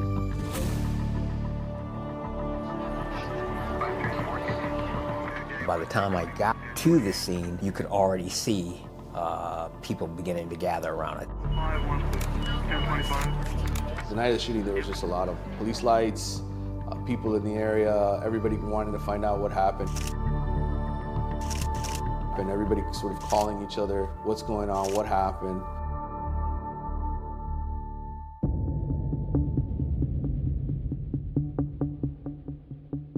After the initial incident, I remember meeting with friends and family members just to gather information. My experience as a prosecutor, time is of the essence, and the clock is ticking. In the hours after Brian's murder, the Miami football team didn't know if this was an attack on Brian or if this was going to be an attack on multiple players. That summer, another teammate got shot a couple months prior to Brian Pata. Ambush coming out of his house. I was scared myself, and nobody knows what happened. I thought somebody was trying to kill me too.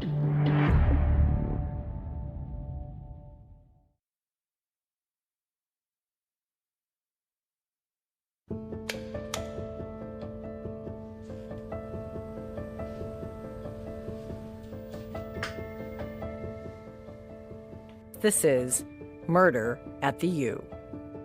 I'm Paula Levine. I got started on this in the spring of 2018. We were just gathering sound. At some point, we realized we had enough sound and enough of a story to make it a true podcast. The podcast itself didn't really come to fruition until the story seemed a little more complete. From 30 for 30 Podcasts. We had a killer amongst us. Murder at the U. The podcast is the result of 8 years of investigative reporting by ESPN. I would say we've interviewed more than 100 people. We've gathered more than 5,000 police documents. Anything we've been able to get our hands on has helped us in our investigation to this point. A star player on a major college football team, murdered near campus, just a few months shy of the NFL draft. Brian Pata was an outstanding defensive lineman with UM and was being talked about as an NFL prospect until about 7:30 tonight, when he was shot and killed in the parking lot of his apartment building. Give me my baby! Give me my baby! Give me my baby! A woman believed to be Pata's mother, wearing a UM jersey with his number on it, collapsed as she rushed to the scene. Other family and friends were overcome by the news. In the weeks leading up to Brian Pata's death, his family had noticed some things that made them think that Brian thought something bad was going to happen to him.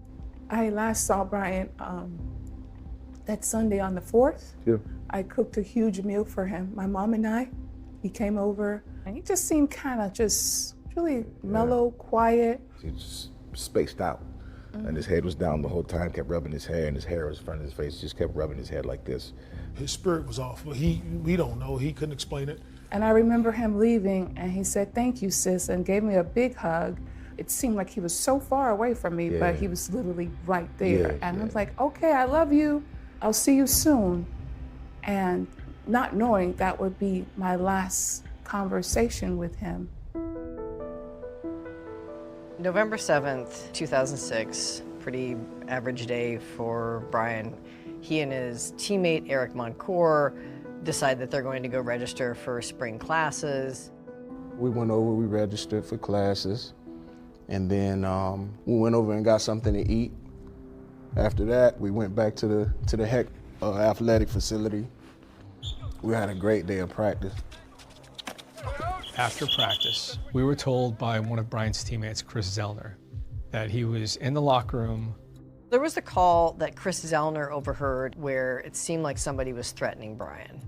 Just happened to be just me and Brian left in the locker room, and then he received a phone call. It started off as a normal call, and then it started getting heated. Brian started to say, like, you, if you want to come see me, you know where the I'm at, you. They hung up. I looked over, I didn't want to be too nosy, and I was just like, hey man, are you good? Like, you straight? So that was the angriest I've ever seen Brian Pata, like, ever. After practice is done, Brian gets in his car, he's heading home. He sees some of the younger teammates. He offers them a ride home and drops them off. Brian arrives home around 6:57. He's on the phone with his brother Fednall, and he says to him, I'm gonna let you go now, I just pulled in. Brian pulls into the parking lot in front of his apartment complex and exits his car. Within, police estimate, probably 2 minutes of that, he gets shot in the head. Brian's girlfriend, Jada Brody, says she heard a bang and people arguing. Jada goes outside to investigate. She sees Brian Pata laying face down on a sidewalk, feet from his car. She thinks he's joking because he's a jokester and realizes that there's a pool of blood around his head.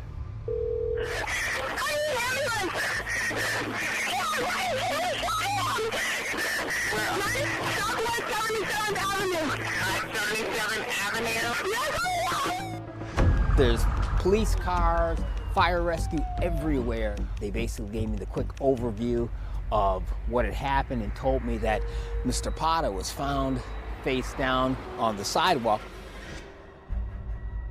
I saw a large black male just about 20 feet from the entrance to his apartment. There appeared to be an entrance wound to the back of the head, and it was a single shot.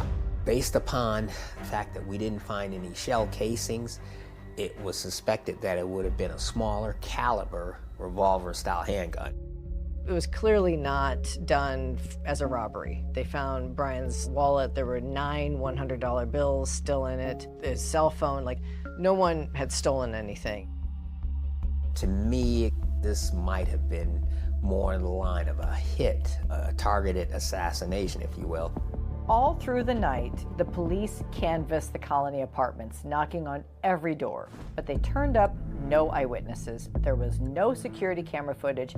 There was no obvious trace of the killer other than the bullet that had pierced Brian's skull. It was the worst feeling I ever had in my whole life. As an older brother, you always want to protect your younger brothers, and I felt like I wasn't there to protect them. It was awful, awful. Who could have wanted a rising football star with a promising future dead? Detectives began asking questions that night, asking Brian's family and teammates if he had any enemies, if he'd been in any fights, if he was worried for his safety. Turns out, the answer to all of those questions was yes.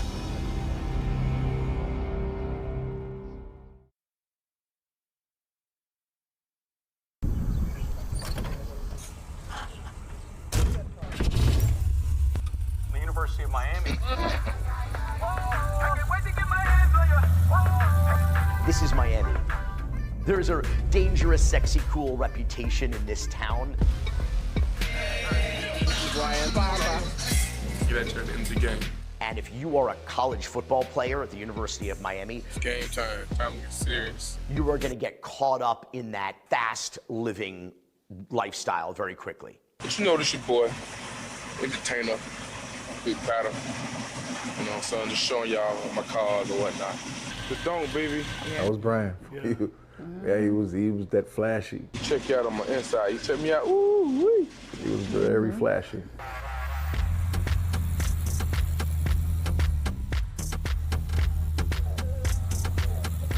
Back in the days, I used to do all the UM players' cars. K. Brown. This EJ don't. Brian came to the shop. This is what he wanted right here. This is his favorite color right here. Candy apple gold, the syrup look. He loved that. Brian's love of cars came during a time when a lot of kids his age were doing a lot of the same thing. He had a great joy of buying old classic cars, fixing them up, and then flipping them on the internet. Just showing y'all my work, what I could do to my cars. Cleaned out good. He enjoyed that aspect of taking something, making it beautiful, and then trying to get a buck off of it. That was one of the things that Brian wanted to do once he got successful and got paid in the pros, is open up a car shop. Jamming to that Rick Ross. On our way to my apartment now, US 1 going south. In 2006, MTV Cribs was a show that was still popular. On this episode of MTV Cribs NFL Edition. Welcome, MTV Cribs. I thought, well, this would be really cool if we could start doing this with local athletes and sort of make it a local story. I was working for the Miami Herald. I was a high school / college football writer. And because of my long relationship with Brian Potter, I just felt like he was the perfect candidate. Because he was one of those top-ranked players who didn't feel like he was too big for you. He wanted to help tell his story. I attached a microphone with a tape recorder to Brian's shirt, and we recorded it. What up, y'all? It's my crib. I'm Brian Potter, University of Miami, defensive tackle. What's up? If you walk in, this is it's a townhouse, 2-bedroom, 2.5 bathroom. It's a living room. We got not that much stuff, but it's decent for athletes. I broke the TV. I kind of spilled juice on it. So no TV there, but a cable box. Check out the kitchen. We keep it clean. Probably got one dish in here, one cup. Going upstairs to the room. This is my room. It's all right. It's not, spectacular or nothing like that, but this is a little collage of me and my girl. Jada Brody was, at the time of Brian's death, his girlfriend. They had been together for exactly a year. She had moved into his apartment earlier that summer. I introduced Brian to his girlfriend, Jada. My name is Dave Howell, and I was friends and teammates with Brian Pata. We were at a on-campus party, and he ended up noticing her from like afar. And he was just like, you know, who's that? I was like, oh, I know her. I went to high school with her. Her name is Jada. He was just like, you know, can you hook us up? And I introduced them. That's Jada? Yeah. Brian was not, you know, some serial dater and all that. He was just a typical college student. And I think at that point, he just kind of settled down a little bit, wanted to, you know, to take this relationship a little more serious with Jada. They had their fights, they had their love. They were just a typical college couple. The day that he was killed, the night before, they were celebrating their 1-year anniversary. So it seemed like they were, you know, they were on cloud nine to me. According to what she told detectives, Jada was in the apartment cleaning out her dog's kennel. She told police that she heard an argument outside, possibly Brian's voice, and went to see what was going on. She saw Brian lying on the ground. At first, she thought he was playing a prank. Then she saw blood around his head. Jada said she ran back upstairs to call 911.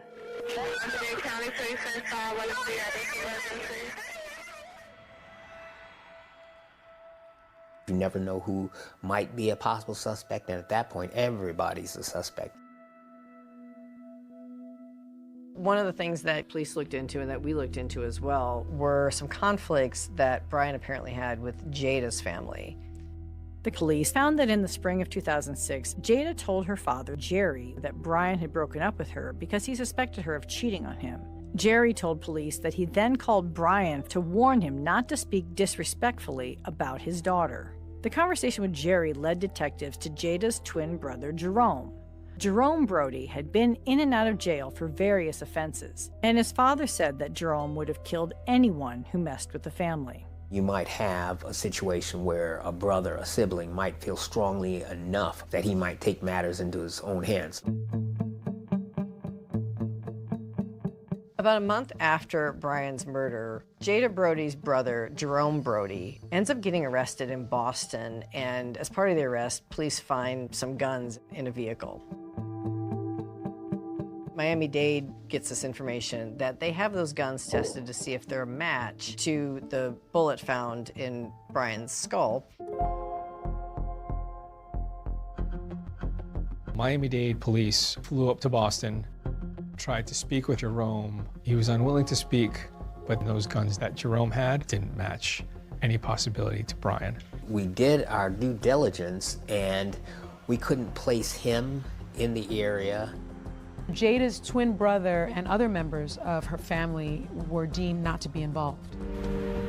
The police started going down all of these different rabbit holes, but they actually were starting to look at someone much closer to Brian.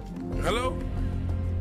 Whether Brian got mixed up with the wrong girl is one of the questions that certainly the investigative team looked into. Is there an ex-boyfriend that is upset that she left him? Crimes of passion cause passionate action.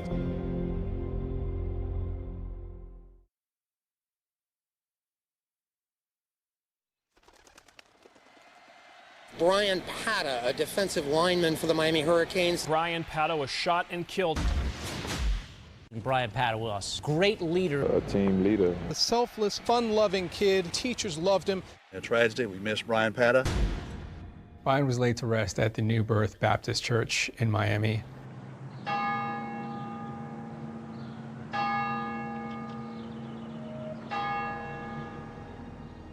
amount of people that was coming in, I think it was like over 2,000 people.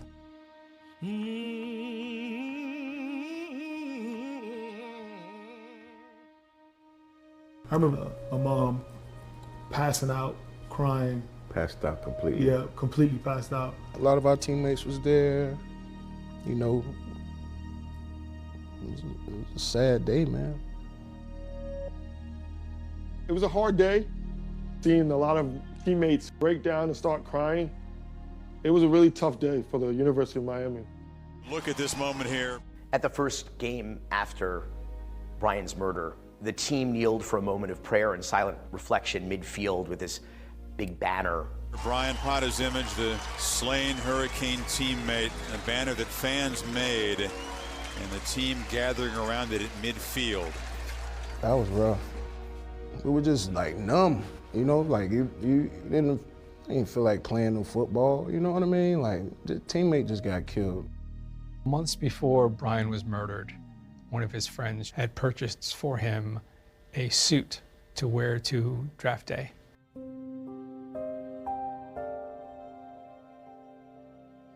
Brian had picked us out to wear this draft, and they had it all out. And that's when it hit me. Then just looking at that, it's supposed to be the best night of his life. And this is the worst. You got to bury him in it.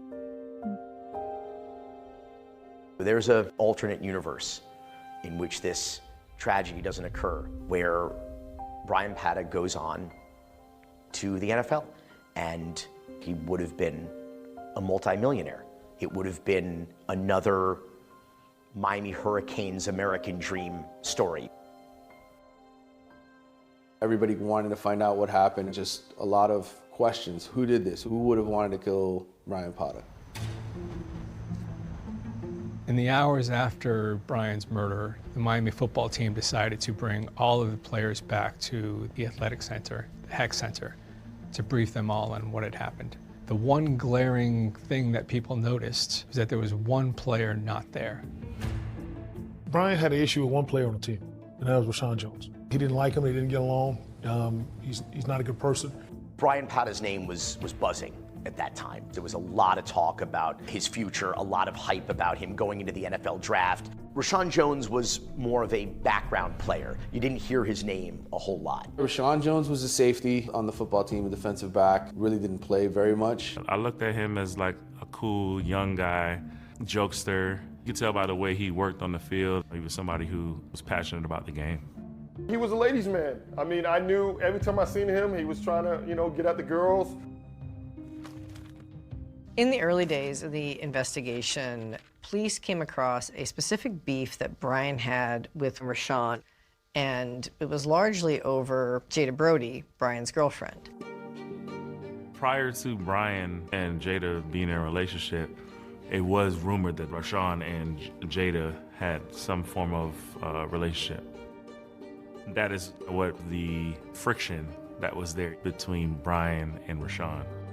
According to some of Brian's teammates, there would be taunting about, she's my girl. There was definite jealousy and factors there that put those two at odds over who she liked, who she was dating, and what her history was with both guys. He just said that the guy kept trying to fight him, and so they kept getting to these little fights. In 2004, there was an incident between Rashawn and Brian that had happened on campus in one of their dorm rooms. The dorm fight, me, Brian, and Eric were walking up to Eric's room, and at that time we saw Rashawn leaving out of the room. We were just kind of like confused, like, why is he in there? I don't know, he said he was looking for DVDs. He was trying to apologize to me, but I really didn't want to hear it. I was just tired. I was ready to go to sleep because I had to be up in a few hours. Rashawn ended up trying to, leave out of the room, and then Brian ended up punching Rashawn. And me and Eric kind of looked at each other like, did this really just escalate like that fast? I broke it up. When Rashawn was walking out, he told Brian he might as well go ahead and clip up. They heard Rashawn say to Brian, "You better clip up," meaning that he better get a gun. I was like, y'all about to shoot each other right now? Get the out of my room. You know what I mean? I'm about to go to sleep. I'll holler at you. Rashawn Jones threatened Brian, so you never take anybody who threatened your life lightly like that. I don't think that he looked at that as like a threat. I mean, he never really mentioned it after. You know what I mean? Here's what we had learned about Rashawn. Rashawn had conflicts with Brian. He would have known the Hurricanes' practice schedule and what time Brian would arrive home. According to the police report, there were no eyewitnesses to the shooting. No murder weapon was ever found. and there was no record of any physical evidence linking Rashawn to the crime. Clearly the name Rashawn Jones came up, but it was on a list of many names that we were looking at. Initially, police looked into a broad string of incidents involving the Miami football team, but they weren't able to make any connection to Brian's shooting. As the investigation continued and police widened their search, they realized there was a long list of people who may have wanted to harm Brian. At one point, the police had been alerted by a jailhouse snitch that his cellmate had allegedly confessed to him one night. As part of vetting, the police had the informant take a polygraph.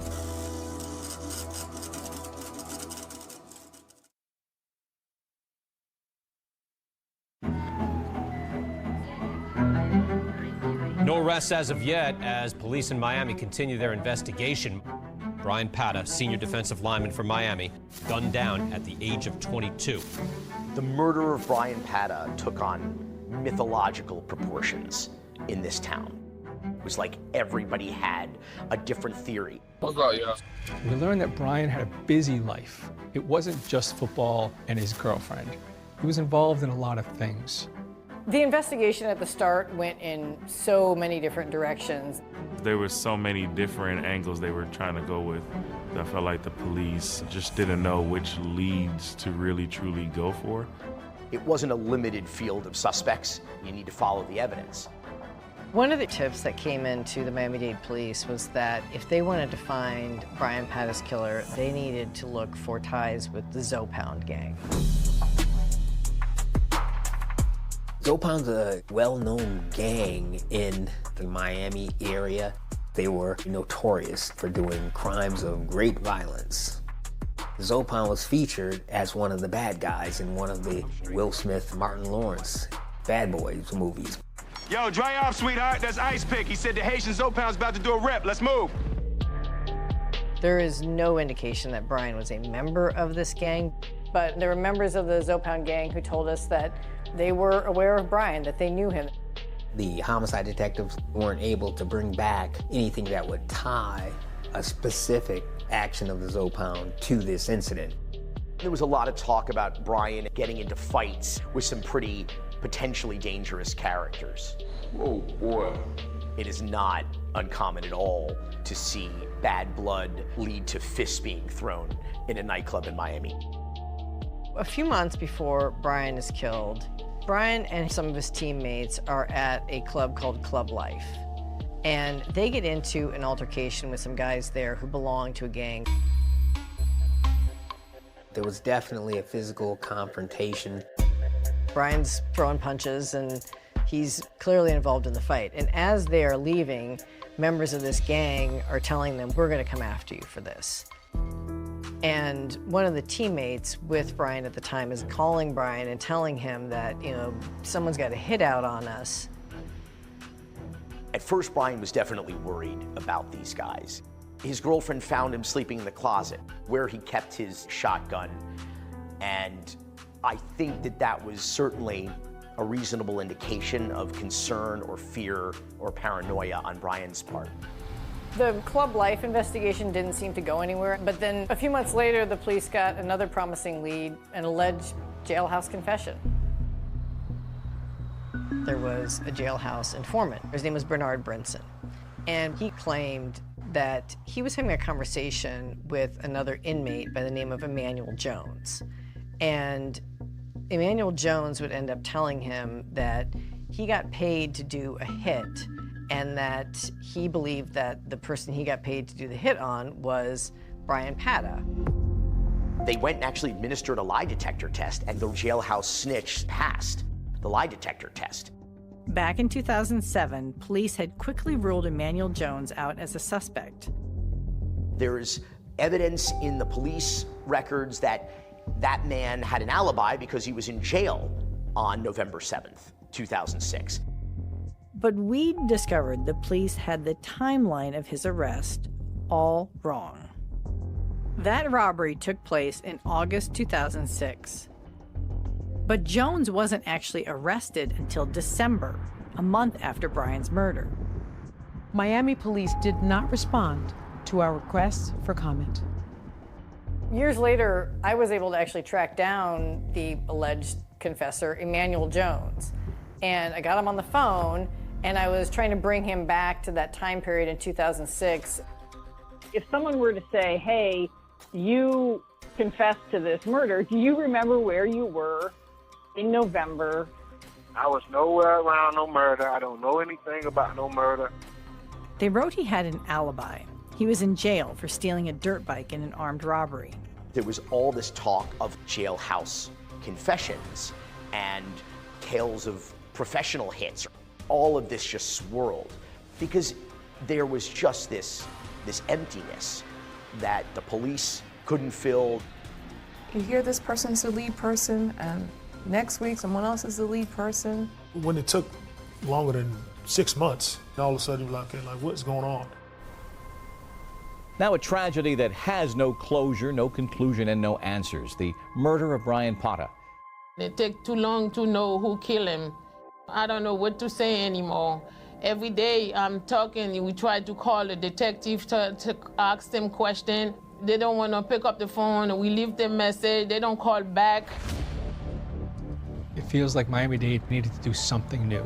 Their hand was almost forced into doing something creative. As a reporter, I try to stay out of the story.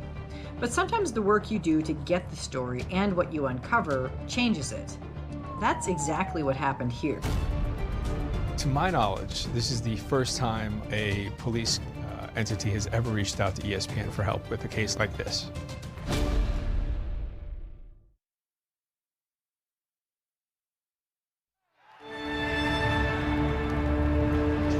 Welcome inside Radio City Music Hall. The 2007 NFL Draft is now open. In April of 2007, the NFL Draft was held at Radio City Music Hall. The Chicago Bears take Greg Olsen, tight end, Miami. Seeing those guys that he knew and get picked, it was real sad to watch. Introduce yourself, man. I am Greg Olsen. How you doing, Pata? Greg Olsen and Brian were good friends on the team. After Brian's death, Greg Olsen went on to have an incredible NFL career and a long broadcast career after. It reminds you of what could have been for Brian, the life that he could have lived. It isn't entirely clear to us how this case ended up becoming a cold case. There was a ton of media attention at the time, but fell off. The family reached a point that they were very frustrated with the police efforts to finding answers. When you look at the police file, you see very, very little new inserts from 2010 to 2016. It was almost like nothing had been done. It's March of 2017, and the family is holding a joint press conference with Miami-Dade PD. It's hurt. It's hurt. 10 years now. We don't hear nothing from my son. Brian's mother turns very accusatory towards Miami-Dade police. They don't work in the case, so what? The system don't work. Not to say something that's hurt me. I think it was the pressure from the family that finally prompted the Miami-Dade Police Department to reach out to the media to see, okay, look, the family wants us to do something. Let's at least make the effort to put the word out there again and see if we can generate some leads. Maybe now, 10 years later, somebody who might have information might be an adult now. Maybe they'll do the right thing and make that one phone call that we need. So in the summer of 2017, Miami-Dade police reached out to ESPN in the hopes that we would produce a feature, For this matchup tonight. hoping that it might trigger something in somebody watching it. We discussed it internally and thought, let's see if there's something more to this story than just a College Game Day piece. You know, we're ready to kind of jump in with both feet and then see what we can do to move the case forward, if you will. That sounds great to me. Yeah, that sounds awesome. We would ask lots of questions. A lot of them they couldn't answer, but a lot of them they did. What do you know, if anything, about maybe what led up to it, or if there was an argument or anything? We don't know if he had bad blood with anybody. As of right now, we really don't have a motive. One of the things that really drives me in an investigation is looking at, okay, the people who were supposed to be doing a good job at this, what did they do? I wanted to dig further into this. Once we started putting in requests for actual police evidence and police files, it quickly became a little bit adversarial. There are a lot of questions we have about witness interviews, phone records, and any other possible leads that you guys have gone down that we would love for you to share with us. That's stuff that is, since it's still active, we can't disclose. They did start to provide some documents, but the problem was giant sections of them were blacked out. If we didn't get the information, we couldn't tell a complete story. Greg Cooper and Dean Jackson are members of a cold case unit in Utah.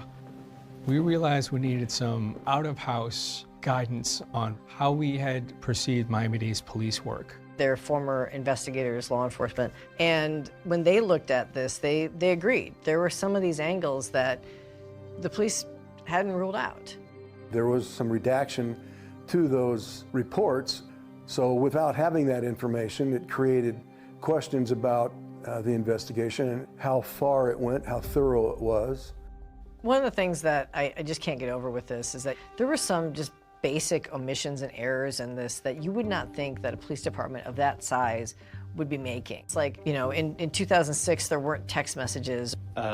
Did you guys look through Brian's texts from what was available on the physical phone?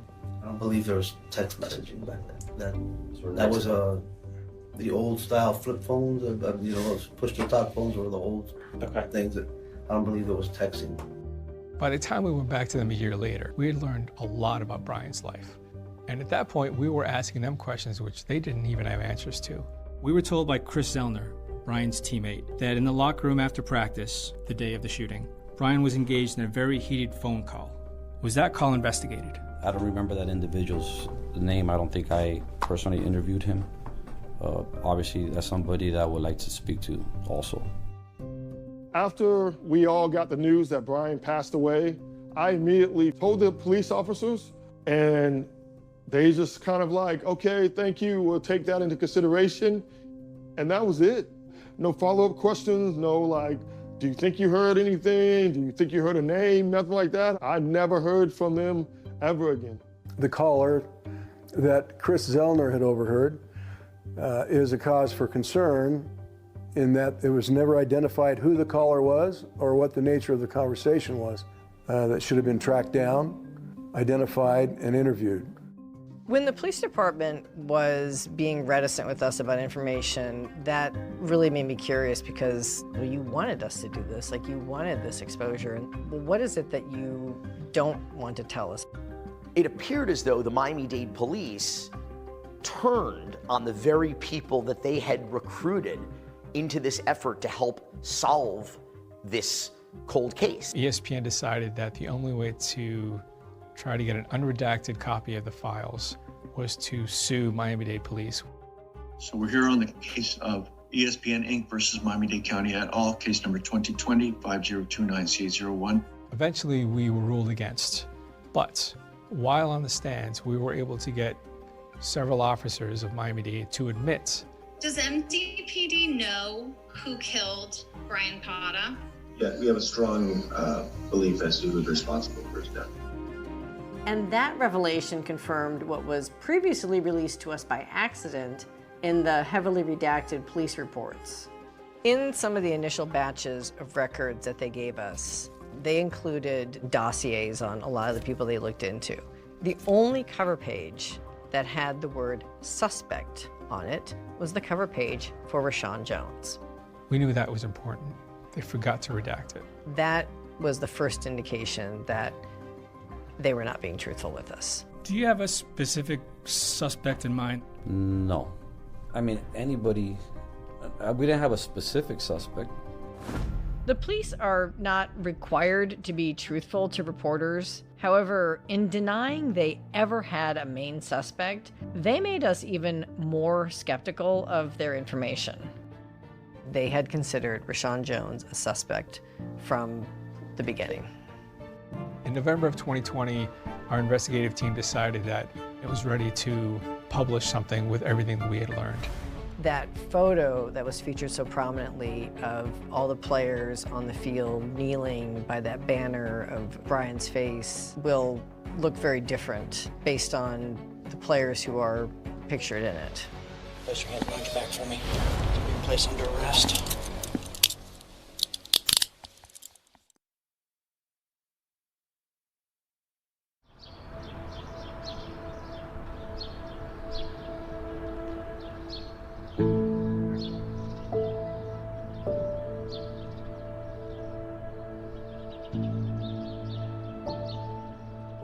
My mom, she still talks to him, and we help her clean the gravesite. The heartbreak of not knowing. There's not a day that my mom did not wake up. She's in tears. She'll never be the same. I remember my son every day. It's sad. While interviewing the family, we learned that every year they held a vigil on the anniversary of Brian's murder at his gravestone. I try to keep this case active as much as we can. 13 years later, you realize nothing's been really done. Somebody just kill him like this, it's not right. One day, truth gonna come out.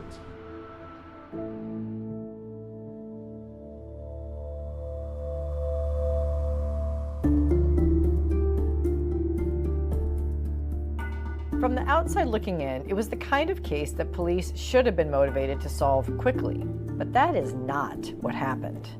Instead, weeks turned into months, which eventually turned into years, and Brian's murder remained unsolved.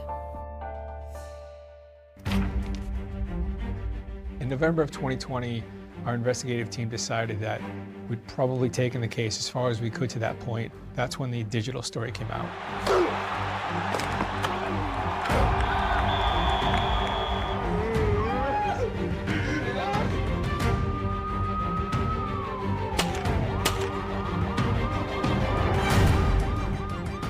The family was so appreciative that Brian's name was finally being talked about again, and some pressure, it seemed, would be put back on Miami-Dade police. You may remember this case because Pata was a star football player for the University of Miami. It's been over a decade, and the murder of Brian Pata is still unsolved. In one of South Florida's most infamous unsolved murders, the shooting of a University of Miami lineman, and it remains unsolved to this day. We felt like that got the ball rolling again. It opened it up big time.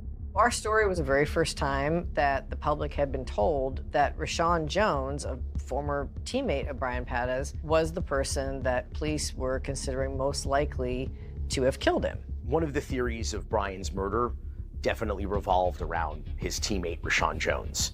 There was pretty open conflict between the two of them. After reading the ESPN article and then just kind of putting this piece and this piece together to kind of make it make sense, I started to believe that there was definitely a capability of this being Rashawn. I received a voicemail from Edric, Brian's older brother. Hey Dan, good morning. It's heating up really good. I think they're about to make an arrest soon. 9 months after our story comes out, we get word that the Miami-Dade Police Department is moving to arrest Rashawn Jones. I believe one of the catalysts was the ESPN article that came out. I think also the state prosecutor also getting a little more aggressive in his approach towards arresting someone. They show up at a Dollar Tree warehouse in Ocala, Florida, where he's working, and they're waiting for him when he leaves work. And he's arrested. Being placed under arrest. Another exclusive tonight, the wife of a former UM football player coming to his defense after he was arrested for murder. I heard them say, Rashawn Jones, put your phone down, you're under arrest. Rashawn Jones' wife says he knows nothing about that night and doesn't know who killed Brian Pata. He's not this person that they're trying to portray. She says even though Jones and Pata had a history, it was resolved before his death. He said it wasn't even at odds when Brian got killed. He's not a murderer. He's not. An arrest in the 15-year-old cold case, the murder of a University of Miami football player. Brian Pata was fatally shot outside his apartment back in November of 2006, and now police have arrested his former teammate, 35-year-old Rashawn Jones, and charged him with Pata's death. I said to myself, it's about time. It's about time. My mom she got up and she started to dance and she started to praise God and say thank you. I kept trying to say it can't be true, wait till it's all proven, but like at that moment, I'm not gonna lie, I was really upset.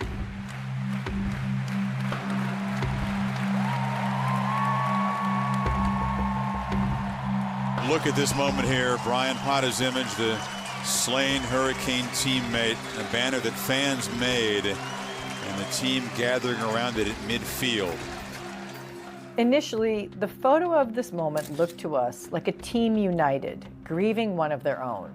But now, one player sticks out, Rashawn Jones. Somehow, he's made it to the front row. He's on one knee, looking down at Brian's face on the banner. Knowing the rumors that were swirling around the team at that time, that photo started to look very different to us. When I see that photo, I just be like, wow, you know what I'm saying? It just give you chills, man. You know what I mean? It's a little scary. So the question now is, looking at that image, are we seeing a man who is praying for his teammate or who is praying for forgiveness? After Rashawn Jones was arrested, we were really waiting around to see what was the tipping point. What was that missing piece of the puzzle that you said you needed to make an arrest? Were you anywhere near the scene where Brian was killed that night? I wasn't in the area. What if I told you there was an eyewitness that saw you leaving the scene right after?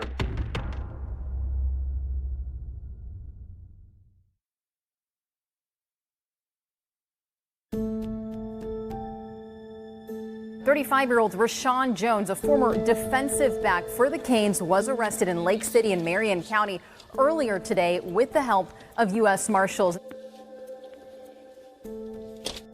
After Brian is killed, Rashawn had gone on to marry his high school sweetheart, Ashenda. He has 5 children, and he's doing some coaching stuff. He's somewhat still involved in football, but seems to be living a pretty average life.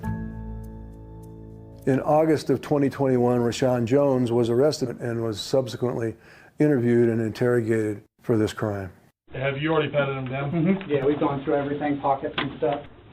And in walks Miami-Dade Police Detective Juan Segovia, who took over this investigation from Miguel Dominguez, who retired right after our lawsuit. How many hours did you sleep last night?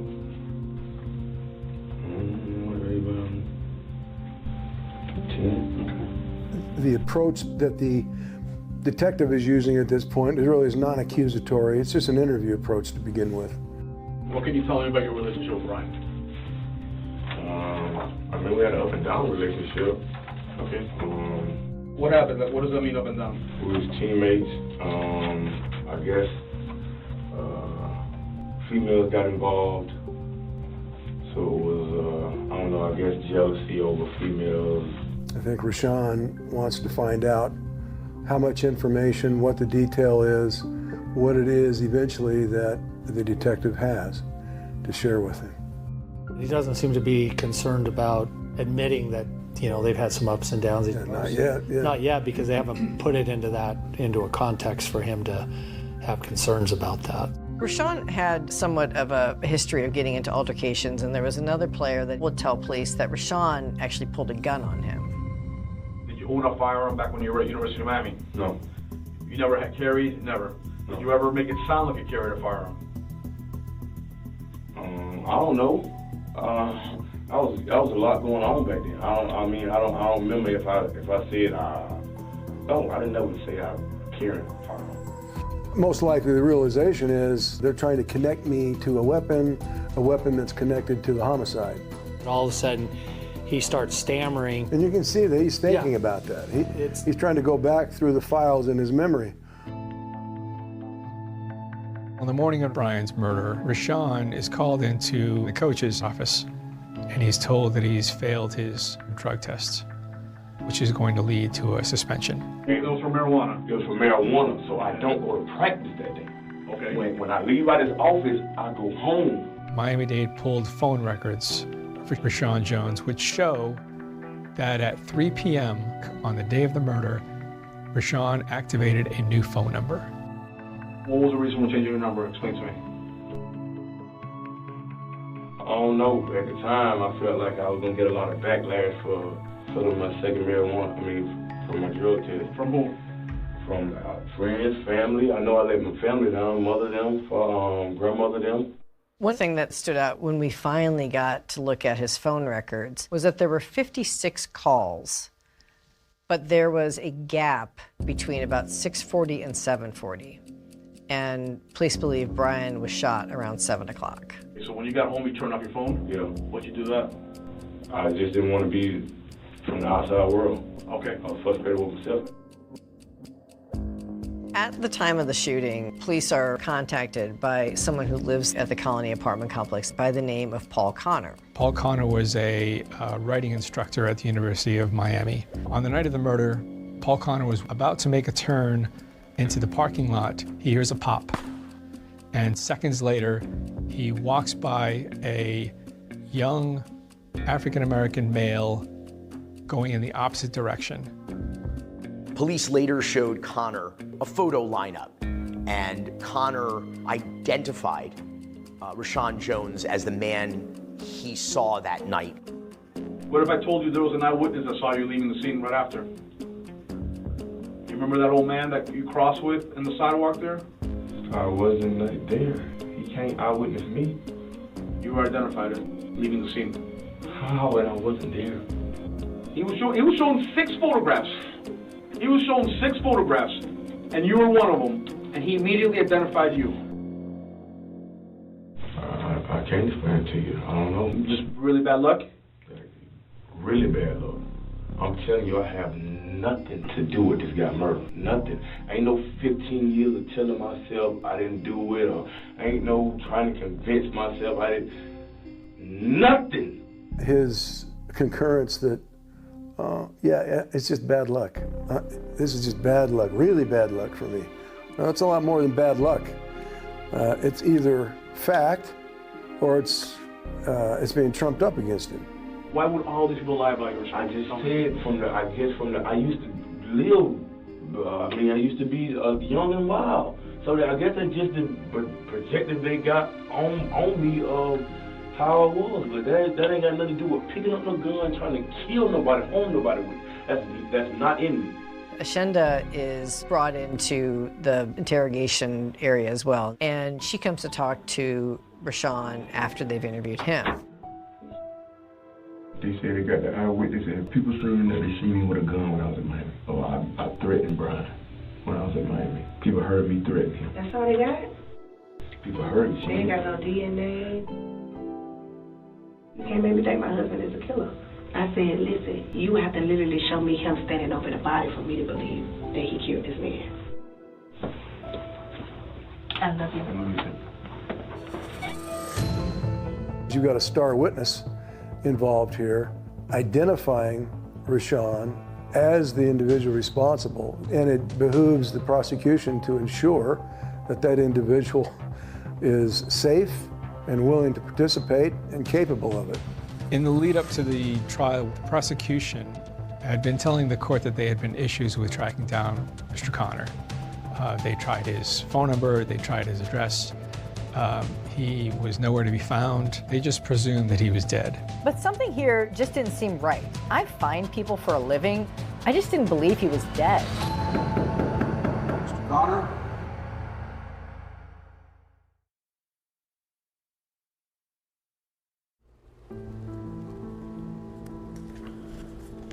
Mommy kept all of these. Mommy was so happy when she got this jersey. Oh, yeah. My son. She said, my son. That's him holding it. That was the first jersey.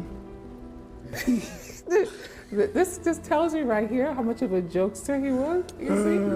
Oh my God. I missed his boy. Yeah.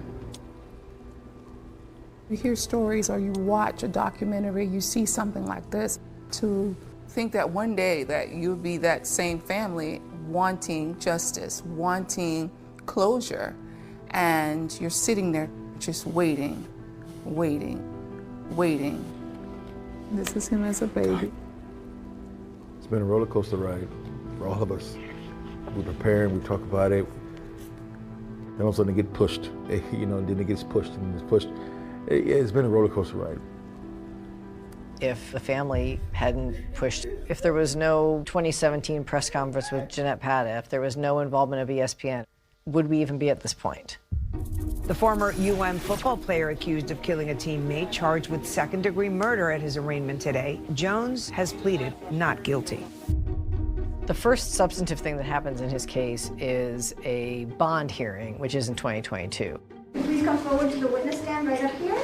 One of the most interesting things about the bond hearing was that we finally got to see, for the first time, Paul Connor, the writing instructor from Miami who claimed that he saw someone matching the description of Rashawn Jones leaving the apartment complex after the shooting. How would you describe the person that you saw, Mr. Connor? A young African-American, 6 feet to 6'1", tall, approaching the gate. What did you notice about the man and his facial features? Well, he smiled at me. He had a clean set of white teeth, no gold teeth. The bond hearing lasted a few days, and at the end of it, the judge set Rashawn's bail at $850,000. But his family couldn't come up with the portion needed for bail, so he remained in the Metro West Detention Center in Miami. Time passed, and 4 years after his arrest, Rashawn was still in jail, waiting for a trial. I got contacted by Rashawn because another client referred him. I went to see him at the jail, and he told me a little bit about his case, about the fact that it had taken 15 years. The case did not sit right with me, and I decided that I was going to represent him. Rashawn Jones has a fiercely passionate and dedicated defense team in his corner. Sarah Alvarez is 30 years old. This is her first murder case ever. So when I came onto the case, the witness list that the state had filed was very incomplete. I realized that there was a lot left to do in terms of deposing these witnesses and also tracking down other witnesses who the state was saying they had never had contact with. As it turned out, one witness was extremely difficult to track down. In the summer of 2025, the state attorney's office comes to a hearing and says something that is pretty shocking, which is they can't locate their main eyewitness, which is Paul Connor. They couldn't find him. They said they had run him in all the records databases, and we kept pushing and asking for evidence of this. The prosecution had been telling the court that there had been issues with tracking down Mr. Connor. They tried his phone number, they tried his address. He was nowhere to be found. They just presumed that he was dead. As someone who does this for a living and tracks people down, I did not believe that Paul Connor was dead, because when you die, you create a paper trail. Paula Levine phoned one of Mr. Connor's previous co-workers. She was so concerned that she called a welfare check to be done on him. Remember, this is a private individual just calling up the Louisville Police Department to do this. Hey, are you Paul? Yeah. Paul, how are you? Yeah, I'm okay. Perfect. All right, thank you. Have a good one. A few weeks later, producer Dan Aruda and I made a trip to Louisville to see for ourselves. We arrived at the address that both we and Miami-Dade had for Connor. Hi, are you Paul Connor? Yeah. Have you been contacted by anyone recently from Miami State Attorney's Office at all? No. Just before the murder trial for Brian Pata is about to start, a key witness is found who police thought was dead. It wasn't the police that discovered this key witness wasn't dead. It was ESPN. I mean, that's just wild. 2020 reached out to the Miami police with specific questions about their investigation. They did not respond to our requests for comment. All rise. So as the case finally heads to trial after all these years, all eyes are on that courtroom in Miami. Nearly 20 years after the deadly shooting of a football player, it's time for trial for a teammate accused of the crime. This case got really personal for all of us. We were ready to take the gloves off and throw down. Everyone out. Everyone out. Yes, everyone out, including out. cops. Unbelievable.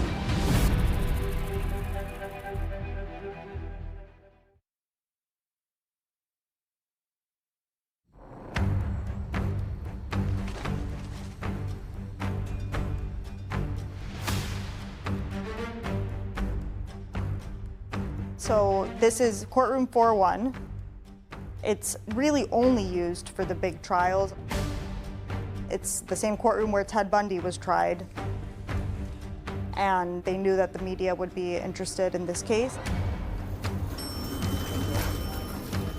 The first day where testimony is scheduled to begin, here comes the Pata family in force into the courtroom. His brothers and sisters and his mom, Jeanette, who is in a wheelchair. We've been preparing for the unknown because this is the hardest thing. We've never gone through this before.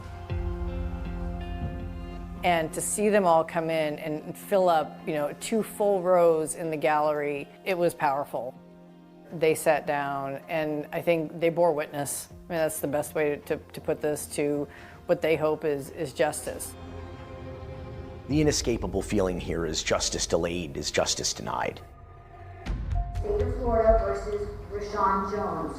State prosecutors say over the 15 or so years of this case, all evidence really pointed to the defendant.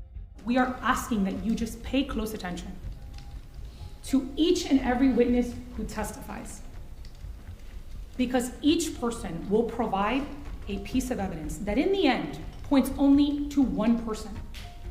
The man sitting at that table over there, Rashawn Jones. So for the prosecution, this case basically comes down to the relationship between Brian, Jada, and Rashawn. All roads did not lead to Rashawn Jones.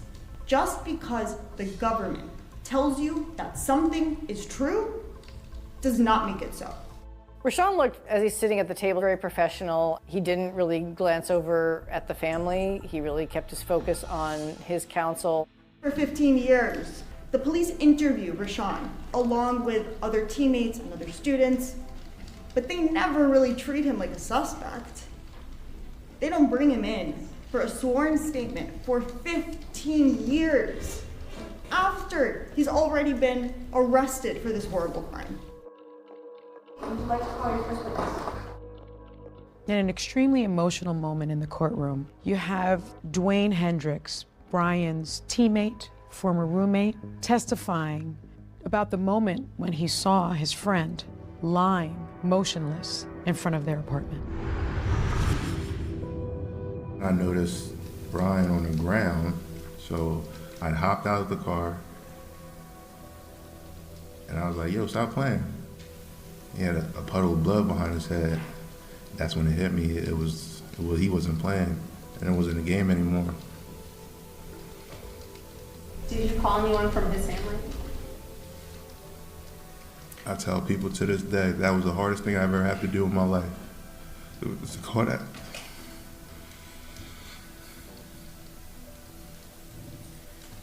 To call his mom and say that her youngest is dead. When the prosecutor first started showing some of the photos from the crime scene and some of the photos of Brian's body, it was a really emotional moment for the family. I mean, they were leaning forward, they were grabbing tissues, some of them turned their heads away. It clearly had an effect on them. Good afternoon, Mr. Howell.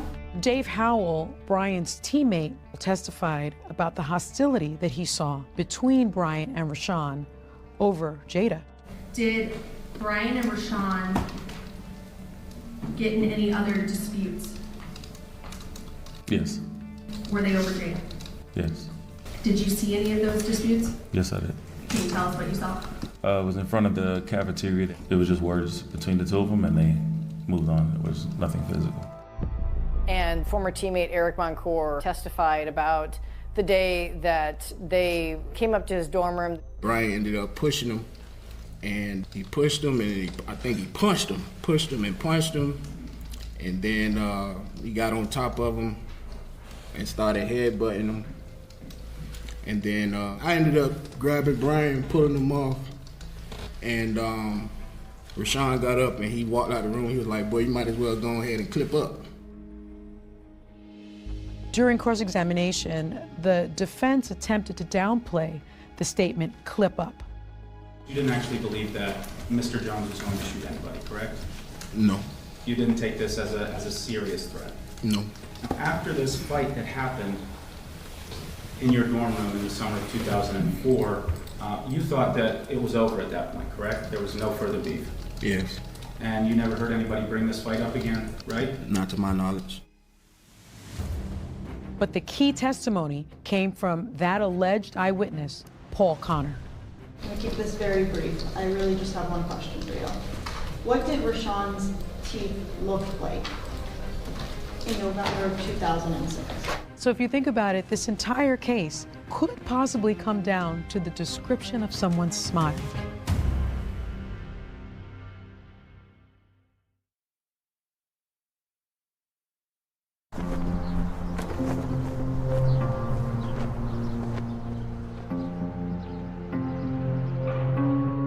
Witness taking the stand today in the murder trial of Rashawn Jones, a former UM professor, detailing what he heard and saw the night Brian Pata was shot and killed. The state plays for the jury a recorded testimony of Paul Connor from a hearing in 2022. Do you swear or affirm that testimony? It was treated as regular testimony. He smiled at me. He had a clean set of white teeth, no gold teeth. And that's about it. I described him to the forensic artist. And is this a fair and accurate representation of the sketch that was created based upon your representation? Yes. The million-dollar question in this is, did the jury believe Paul Connor? But another witness, Bruce Johnson, who was a teammate of both Rashawn and Brian, is called to testify. The defense takes this as an opportunity to question him about Rashawn's teeth. I really just have one question for you. What did Rashawn's teeth look like in November of 2006? They just wasn't, everything went straight. It was jagged, kind of messed up. Would you describe them as a clean set of white teeth? No. Now, these two statements are completely at odds with each other. Can you please introduce yourself to the jury and tell them where you're employed? Yes, my name is Juan Segovia. I'm a homicide investigator with the Miami-Dade Sheriff's Office. One of the final witnesses that the state called was Detective Juan Segovia, and he had been assigned in 2020 to take over the case, and his testimony was incredibly useful for the prosecution because it took all these little pieces of testimony from all these other people and essentially tied it together in a very effective narrative as to the motive, the means, the opportunity for Rashawn Jones to kill Brian Pata. What information did you gather that led to you getting an arrest warrant? It was the threats accompanied with the display or talk of the same type of firearm that killed the victim. It was the phone records. It was the identification of Mr. Connor and all the circumstantial stuff that happened the night of. The jury also got to hear the post-arrest interrogation interview of Rashawn Jones. Let's talk about Jada a little bit, because Jada's name comes up a lot during the investigation. Is that the first time that you have any beef with Brian whatsoever? Yeah. That you remember, that was over Jada? Yeah. Okay. You dated Jada? Never dated Jada. Did you guys have any relations? We had a relation once. On cross-examination, the defense pressed Segovia on whether or not Rashawn ever owned a gun. You have no personal knowledge whatsoever that Mr. Jones actually owned a firearm at any point, do you? Not legally. Not legally? Right. You have never seen Mr. Jones with a firearm? I've never seen him. The prosecution ends its case on the very graphic testimony of the medical examiner. I do. Who uses a model to describe the fatal injury that takes Brian's life. The pathway of the bullet through Mr. Pata's body was from his left side, several inches above his left ear. That was hard for the family. It was an incredibly emotional way to end those 5 days of testimony. At this time, the state rests. We had so many other leads, all of which were more viable than Rashawn. Ultimately, the court ruled that these different viable theories be excluded.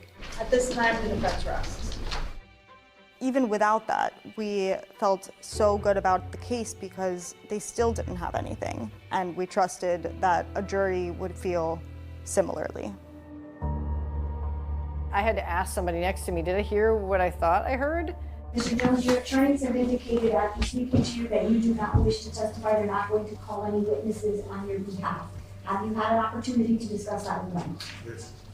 Are you deciding not to testify in this case? Yes, ma'am. We were stunned. I think anybody there who was witnessing this was wondering what had happened. Both the state and the defendant have now rested their case. The attorneys will now present their final arguments. You'd remember one of the worst days of your life. You test positive, your future's unsure, you don't have the girl, you're gonna get kicked off the team. Things are not going your way. And then it all just boils over. Does this look anything like Rashawn Jones? Does this look anything like Rashawn Jones? Nothing. Paul Connor's selection is not reliable. It is not credible. Rashawn Jones was not at the Colony Apartments. Rashawn Jones did not shoot him. Rashawn Jones had nothing to do with his death. Rashawn Jones failed a drug test. He was at home at the time that Brian Pata was killed. All eyes for the jury. This family has been put through so much for so long, and they get so close to what they believe is finally going to be justice for them. I can't even imagine what they're going through. We are now on verdict watch as the jury evaluates the evidence in the murder of his teammate Brian Pata. The only thing that is not a foregone conclusion here is what that jury is going to decide. All right, ladies and gentlemen, I've received your note.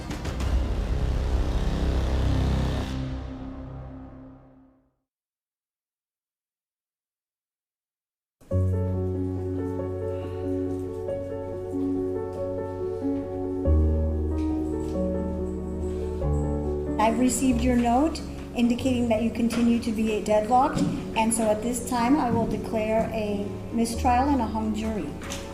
Ladies and gentlemen, I wish to thank you for your time and consideration of this case. The breakdown was 5 for not guilty and 1 for guilty, and the person who was leaning to guilty was just unmoved. This has to be extremely difficult for the family, and in particular, Jeanette, Brian's mother. She has called for justice for her son, her youngest child.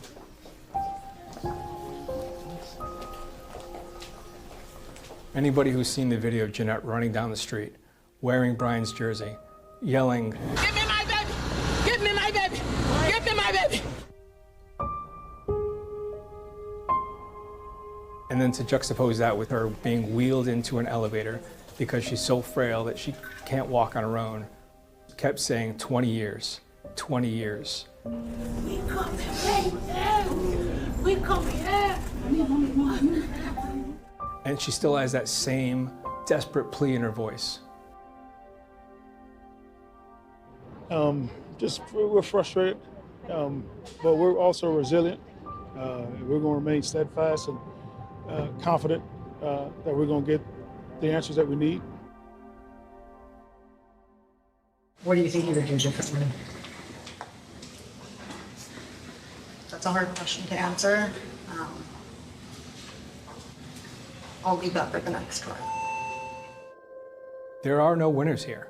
At the end of the day, we're still at the same place. We don't know who killed Brian. We don't know the truth, and I don't think we'll ever know the truth.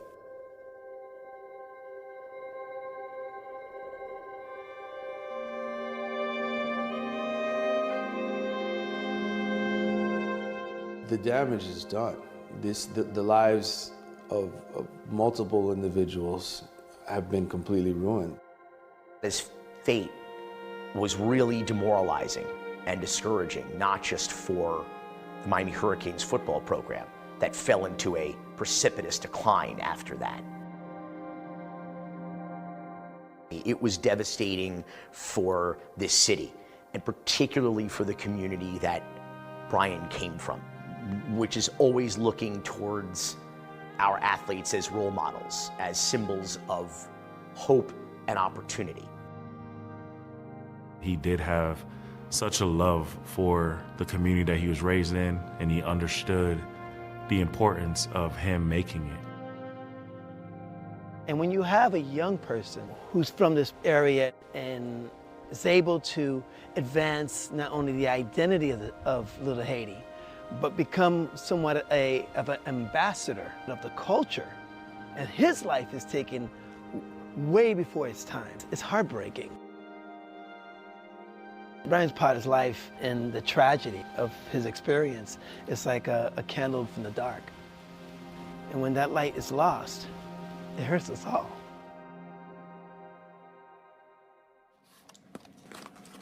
What's going on? Hello?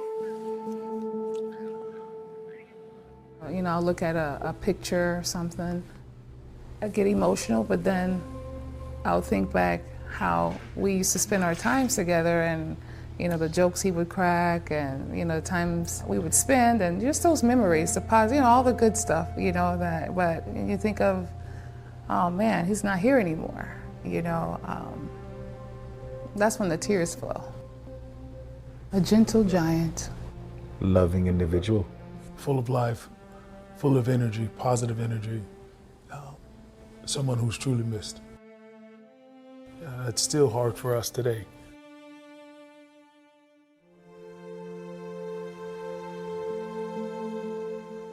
It was a little bit after his death. I mean, I dreamt about Brian. He was talking to people, he was saying he's okay, I'm okay. I wasn't supposed to die, but I gotta go over on the other side. You guys won't see me anymore. God is letting me in the door now. Those were his words. Then a big purple door opened and it's bright light and he walks in between, he looks and he waves. So I love everybody, Then he hugs me.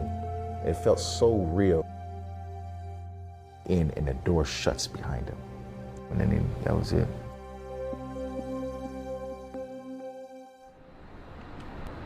You know, it's a dream that keeps Brian connected to his loved ones. His family's journey for justice will continue as the state is expected to retry Rashawn Jones. So more to come, David. For additional information on this story, you can listen to the 30 for 30 podcast, Murder at the U, which chronicles ESPN's 8-year investigation into the case. That's our program for tonight. Thanks so much for watching. I'm Deborah Roberts. And I'm David Muir from all of us here at 2020 and ABC News. Good night.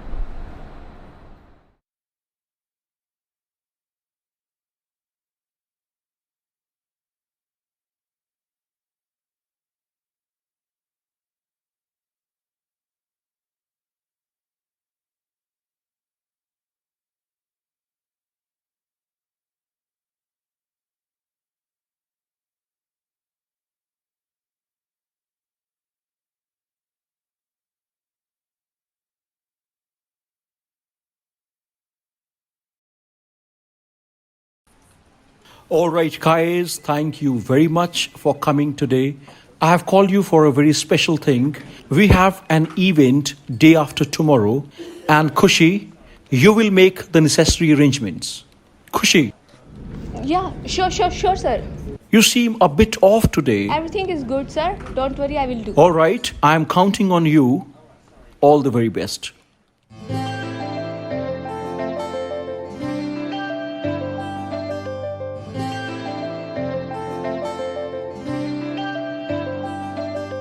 ਕੱਲ ਰਾਤੀ ਰੋਈਆਂ ਮੈਂ ਤੇਰੇ ਕਰਕੇ ਸੁਣਿਆ ਏ ਤੂੰ ਵੀ ਰੋਇਆ ਮੇਰੇ ਕਰਕੇ ਕੁੜੀਆਂ ਚ ਲੜਾ ਮੈਂ ਵੀ ਤੇਰੇ ਕਰਕੇ ਮੁੰਡਿਆਂ ਚ ਅੜੇ ਤੂੰ ਵੀ ਮੇਰੇ ਕਰਕੇ ਮੈਂ ਨਾ ਪਿਆਰ ਕਰਾਂ ਮੈਂ ਨਾ ਪਿਆਰ ਕਰਾਂ ਕਿਉਂ ਨਖਰੇ ਜਿਹੇ ਦਿਖਾਵੇਂ ਇੰਨਾ ਨਾ ਸਤਾਇਆ ਕਰ ਮੈਨੂੰ ਮੇਰੀ ਜਾਨ ਨਿਕਲ ਨਾ ਜਾਵੇ ਮੈਂ ਜਦ ਵੀ ਕੁਝ ਬੋਲਾਂ तेरा नाम बुलाते आवे ना ना ना ना ना ना ना ना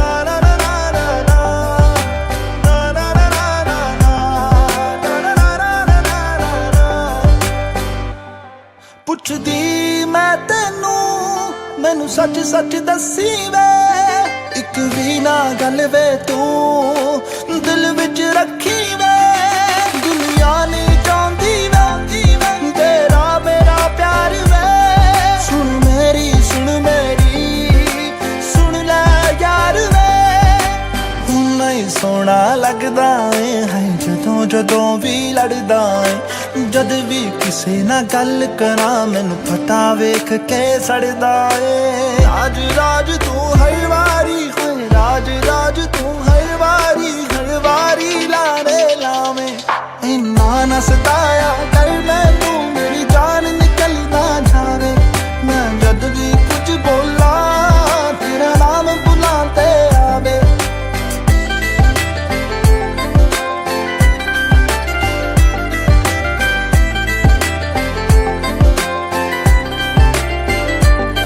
ਸਾਰਾ ਦਿਨ ਬਿਜ਼ੀ ਰਹਿਣਾ ਏ ਤੂੰ ਯਾਰਾਂ ਦੇ ਨਾਲ ਬਹਿਣਾ ਏ ਤੇਰੀ ਦੂਰੀ ਤੇ ਮਜਬੂਰੀ ਦਿਲ ਮੇਰਾ ਏ ਸਹਿੰਦਾ ਏ ਕਿੱਥੇ ਜਾਵਾਂ ਨਾ ਜਾਵਾਂ ਹਰ ਇੱਕ ਗੱਲ ਮੈਂ ਪੁੱਛਦੀ ਆ ਮੈਨੂੰ ਕਦੇ ਮਨਾਉਂਦਾ ਨਹੀਂ ਤੂੰ ਮੈਂ ਕਿੰਨਾ ਰੁੱਸਦੀ ਆ ਮੈਨੂੰ ਚੰਗਾ ਲੱਗਦਾ ਏ ਮੈਨੂੰ ਚੰਗਾ ਲੱਗਦਾ ਏ ਭਾਵੇਂ ਸਿਰ ਮੇਰਾ ਤੂੰ ਖਾਵੇਂ ਇੰਨਾ ਨਾ ਸਤਾਇਆ ਕਰ ਮੈਨੂੰ ਮੇਰੀ ਜਾਨ ਨਿਕਲ ਨਾ ਜਾਵੇ ਮੈਂ ਜਦ ਵੀ ਕੁਝ ਬੋਲਾਂ ਤੇਰਾ ਨਾਮ ਬੁਲਾਂ ਤੇ ਆਵੇ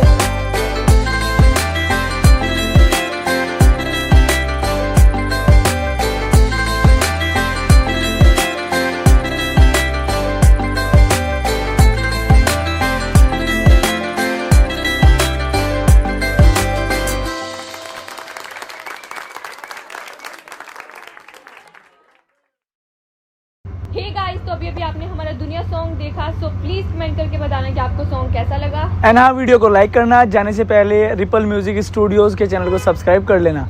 thank you, bye bye everyone.